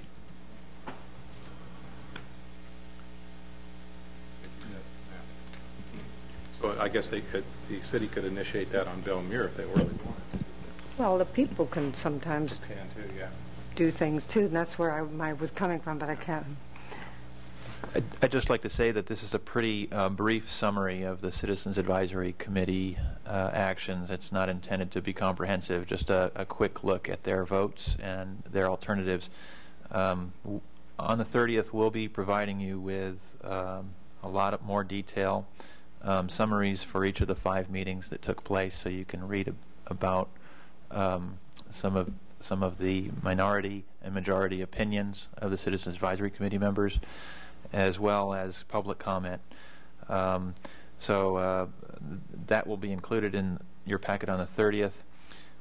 We also have a substantial amount of public comment that will also arrive along with that information. What we hope to do is organize that by study area so that for each study area you have all the comment underneath that particular study area. You don't have to flip around too much. We have substantial public input from our general plan forum, online forum, and we will be printing that out and providing that to you. We also try to develop the preferred land use alternative map, so you'll have some mapping to see the preferred land use alternative as it is recommended to you by the Citizens Advisory Committee. So I just wanted to give you the heads up that there'll be a lot more information and that this isn't intended to be a comprehensive, just an overview, quick look at everything. Thank you. Is Chico the only area that has a nitrate action plan or nitrate problem? Are there other areas that have that Doug, we're having to deal with, Doug, can you, or will in the general plan? Got Doug Fogel here from the Environmental Health Department. Doug Fogel. Yes, right now in this county at least, Chico is the only area that's a nitrate concern. Identified. But maybe you could educate us a little more. I mean, Chico is Chico unique in that it has a nitrate problem, or is it just a little farther along? And if we continue to put in septic tanks in every developed area, every place is going to have a nitrate problem. Well, you're asking me to speculate a little bit here, so I will. Chico has some unique soil characteristics, and it also went through a development phase with fairly high density that I don't at least see happening everywhere, at least in the county, or not proposed anywhere else that I'm aware of in the county at this point. So even if you were to have similar densities in other areas, the soil may react differently, so you wouldn't end up with a nitrate problem. Or you simply wouldn't have soil that would support septic at all to the density that they had in Chico, so you wouldn't be able to. Depend on the source of the nitrates, that Chico may have had some of those sources where maybe Durham may have similar soil but didn't have the sources for other than septics. Weren't there some cleaning? Or those are other contaminants. That isn't nitrate, is it? Yeah, I think I understand your question. There are other sources of nitrates, obviously, from agricultural uses, primarily fertilizers, or even from fertilizers that you put on your lawn, for that Durham would matter. have that too, so that wouldn't be. But Paradise never had that problem. They haven't had a spread. Paradise has no identified nitrate problem. No, that's not one. Well, so that's probably part of it, isn't it? And also their geology is different, and so it's just not going to show up in that particular area. They're not in the Valley Basin, so we've got a different situation as far as groundwater altogether there. I guess what I'm getting at is this something that we need to take into account more directly? Where I know Durham has shallow wells for the most part. All of the houses are on septic. There's a proposal that puts, if we continue development there's going to be up to 500 homes that are going to have septic tanks, and other areas of the county are the same way. If there is development, and we're proposing development in a lot of these study areas, it's going to be on septic. And I'm just wondering, is it, it'll have to have one house per acre instead of one house per quarter of an acre. Does that eliminate the problem, or does it mean with just 25% of the problem, which still may be a problem? Well, I think your idea of being cautious about Durham is reasonable, because Durham does have soil and groundwater conditions very similar to Chico. So to repeat what happened in Chico could end up with the same result that you did there with the nitrate problem from It could sewage happen disposal. during the period of our 20-year plan. I guess I just don't know what happened to Chico. It has a nitrate problem, but how it's contaminated groundwater. How deep does that contamination go? I know when I drilled my well, they had to get it into past the second clay layer into the lower Tuscan Formation, because that was the good one. Yeah, the second clay layer is the bottom of the second aquifer, and there's considered to be two shallow aquifers in the Chico area, one approximately 30 feet deep and the other approximately 60 feet deep. And so when they were getting below the 60-foot layer that you're talking about, they were going past that shallow contaminated layer. They seal off the well so that those upper strata of water do not leak down into the lower aquifers, and then you can draw from lower waters, which are still, as far as we know, nitrate free. Yeah. So does that cure the nitrate problem? Is that a fix for Chico? It's a fix for your individual house, actually, is what it's a fix for. It doesn't help Chico overall, no. It just prevents you from drawing nitrates. But I mean, could Chico have just said that, okay, well, the first two aquifers are gone. We're going to let dense development proceed under septics. We're just going to make sure everybody gets their drinking water from the third reservoir. The Regional Water Quality Control Board stepped in at that point and made a determination that the waters of the state of California were being degraded. So they're still trying to preserve those upper two. Still trying to limit the amount of nitrates entering the system so that the contamination doesn't continue to spread farther than it already has spread. Because if you put more in or continue to put contamination in, it'll of course push it farther out into the system. So we're trying to stop adding so that eventually it will break down and hopefully go away. Is the nitrate problem, well, I should know this, but in the Chico area, is it pretty much overall or primarily to the west? I know there's spots too. south and up by the Yes, airport? it's primarily to the west, although the nitrate compliance area extends throughout the Chico urban area. Throughout, okay. The reading, the contamination levels are higher to the west because the water tends to flow in that direction.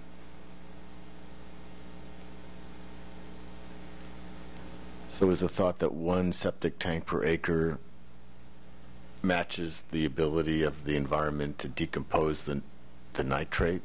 I think that would be a fair judgment on the part of regional water quality, yes, and that's why they've arrived at that density as allowable still. That depend on soil or not? Yes, it does, very much so. Mm-hmm. So it may or may not work for Biggs Gridley if they have different soil.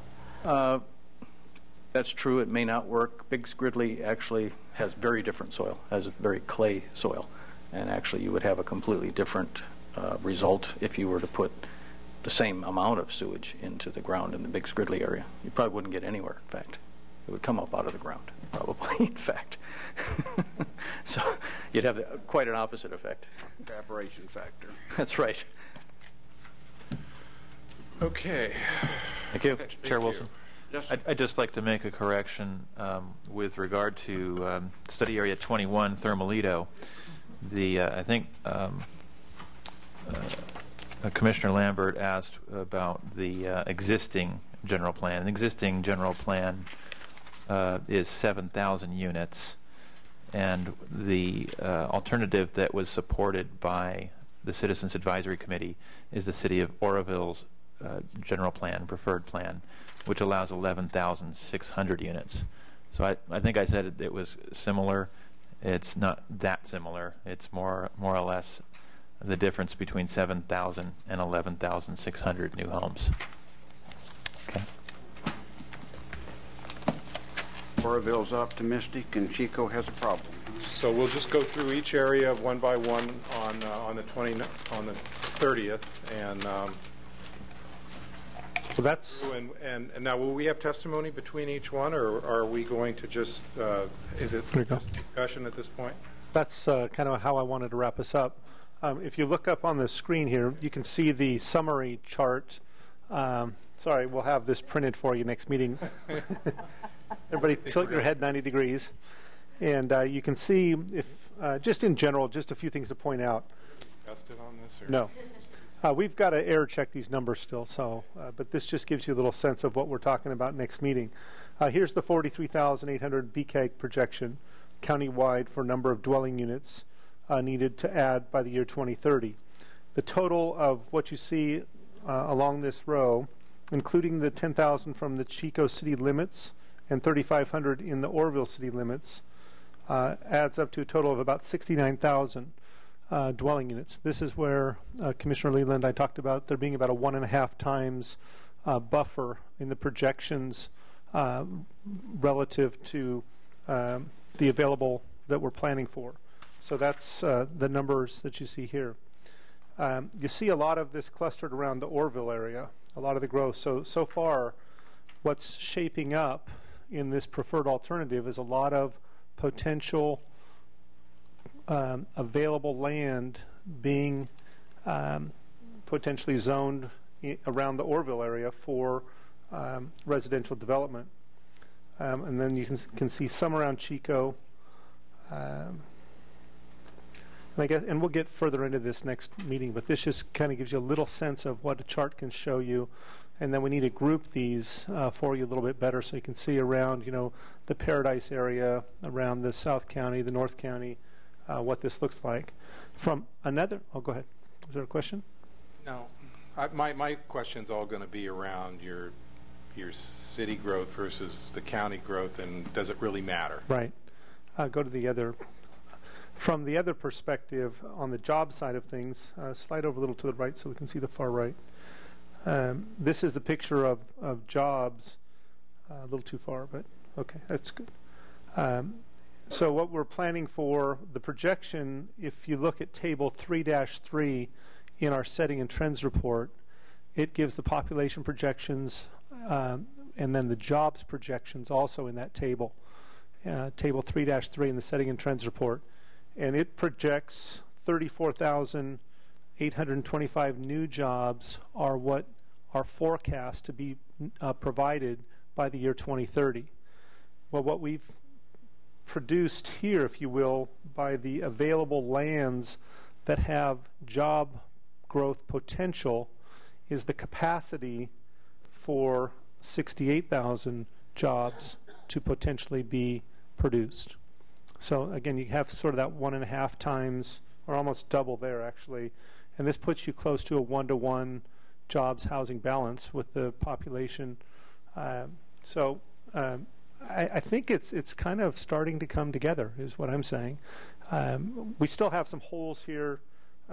We have the Gridley Biggs area, the area of concern that we haven't really identified because we have an urban reserve overlay on that, so we don't have any numbers that we've captured for jobs or housing units.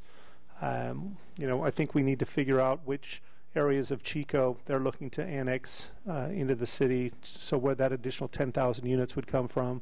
Those are some questions. So a lot of questions, but again, I think the work of the CAC that was done was really an excellent job in the 5 meetings that they held. And they did their job. They produced some information that we'll deliver to you in greater detail next meeting. And then the options for how to go through that, that's kind of my question. The way we did it with the Citizens Advisory Committee was we broke it into 3 areas. And the first area was the Paradise area. And so if we were to do the same with you, we would start with the Paradise area study areas, the Upper Ridge, the area to the south of Paradise, and tackle those first. And then we would move to the South County and tackle the areas around Orville, and then go down to Gridley Biggs, Bangor, Palermo, and finish those up. Then we'd finish off with the grouping around the Chico area, or the Central County area, and wrap it up with those study areas. So that's one approach. So we would group the study areas for you, not sequentially, but geographically, okay, so that they would be geographically ordered in the Paradise area, in the South County, and then in the Chico area. So that would be one way to do it. The other way is to just go through them one by one, starting with study area number 2, and then they kind of bounce around. So that's the disadvantage of doing it that way. And finally, the third option we've identified is that after you review all this information that we provide you in your packet, the meeting, you may think the Citizens Advisory Committee did a great job. You agree with everything they did except a few study areas. And so each of you could recommend several that you want to take a look at. And so maybe instead of looking at 31 study areas, you only want to look at 15 or 12 or something. I was thinking there's a few in here that look like they're not going to be kind of no-brainers, and I'm just trying to, we can almost eliminate. I was almost thinking we could go through a bunch of them today, but I think we're all. We can. I'm not going there, and just but I think they'll probably just shake themselves out when we go through them. And they'll come out fast. They will come out real fast. So I don't think there's going to be a big problem. Then we concentrate our efforts in the areas that, that are going to take some discussion. So does it sound like the geographic approach would work best to start Paradise? I think so. I think that's the best way to do it. This bouncing from Tuscan Ridge to Belmure just doesn't make it. And then the other part of it is, as we talk about a specific study area, so we start with Paradise Pines, for example, we would take public comment during that discussion so that you have the benefit of that public comment right as you make your decision on that study area. That would be an approach versus having one time. Now, I don't. Area would be good in that respect, because when that group of people from Paradise were through, they could go home. Right. Make room for more. How are we going to deal with public comment and get this stuff and get finished? Well, I think that without actually being rude and saying 3 minutes, in which case we're going. You're asking the wrong guy. I know we're not. You're the bully already, so we might let you do it. We're going to have a bigger bully over here, he's saying. I think the chair is going to limit them to exceedingly, because they're not going to be coming up with anything new. So if they want to hit the highlights, that's fine. The public comment sometimes, there's new things that do come out. Well, okay, occasionally. Well, you see, he isn't eliminating it. He's trying to limit it. Well, here we go. I've got a comment about the public comment. Okay. And we'd appreciate your comment. The CAC limited the public quite severely, which really had to be. We spent 25 hours on these areas. And somewhere they've got to be heard. I mean, I agree that the babbling doesn't go anywhere. Well, but I mean, there was most of the public was only allowed 90 seconds on the average, minute and a half. I mean, 3 minutes. General David, Yeah, you know, was pretty much saw which needed to be done, or we'd have still been there. David. You know, yeah. I watched some of it, so I know General David, yes. So I kind of sympathize with the public's ability to, I mean, we need the public participation in this whole process, and it seems, like I told the board last Tuesday, that as we go along, it seems like a little bit more of the public participates as we go along, which is good. So we definitely don't want to be, you know, shooting ourselves in the foot and limiting the public's input. So he's going to have to be like a talk show host where he you know when to cut him off. Breaks in. Yeah. So that's my comment on the public At the same comment. time, when we're getting good comment, I mean, there's some good information that's even been, it's been brought out for me today, and I think that's real important. Hi, Jeff Ashlock. If I may make a very brief comment. I've been to a lot of the, not a member, but a lot of the CAC meetings and a lot of the public meetings. I thought the county did an amazing job of letting the public speak before and after. They have to limit the amount of time, but they also allow you to make written comments through the web or to turn in handwritten comments. So there's been a tremendous amount of public comment in this period of time. So you don't think you've been cut off? You think you've had plenty? Not at all. There's been many opportunities throughout it. Sometimes people don't realize something until late in the process, and there's some concern there. But the process has been amazing. Okay. Thank you. So you're not bully after all. Tim, I had a question. In study area 10, last night they took another vote, the CAC. Did they have a updated information, the topo map, before they made the vote, this 10-10 split vote? There was some additional information provided. So I'm not exactly sure. Do you have that with us? No, but they had all the materials that the developer and the landowners, others present, wanted them to have. That was in front of them. I don't think any additional information would have changed the way the votes were going. There were some clear divisions. At the previous discussion, the vote was like 11-5-4. And the 5-4 had to do with 165 homes, and one, David kind of just invented, well, how about 50 homes? Would that help? He was looking for a compromise. Yeah, I went to that meeting. And that one, you know, kind of just, basically last night we settled either growth with homes or no growth. And that was the way they voted. So, and it was evenly split. Right. But see, the meeting I attended, they didn't have the topo information. And so they looked at the whole 2,000 acres up there in the Tuscan Ridge area. And they said, oh, you know, we don't want to put these many houses and this much acreage, but you really don't have 2,000 developable acres. You know, it's a lot less. So when you really look at what you have to work with, then the vote would definitely be a lot different. Yeah, I don't think we saw that one that Mr. West brought today, or someone brought that showed the... yeah, the one that looked like it had flames on it. Yeah. You know, the red flames. And I was just about to ask him when... That may have been the first time today we've seen that one. That was the lower, real steep topography. And when you look at that, then your vote definitely has to change considerably for a higher density in the developable areas. Why's that? Because you can't build on a cliff. Right, but they were saying no homes, then you're going to have no homes whether it's steep or whether it's flat. No. Because there's a certain amount of homes that they wanted to distribute over 2,000 acres, you see? So that they were going on a homes per acre thing, over 2,000 acres. Well, it's the same thing with the ag. You know, there's just this very small area of ag, and you know, we need to separate that out. But there still is a few areas that we can, I mean, that 24 that you can develop, and so you just got to make sure you get those areas out. The only residential development that got any votes was right in the middle of the golf course. Right. So it doesn't matter how steep the rest of it is. Just analyzing what the Citizens Advisory Committee was saying. No, but the CAC was voting on the entire area, that horseshoe-shaped area.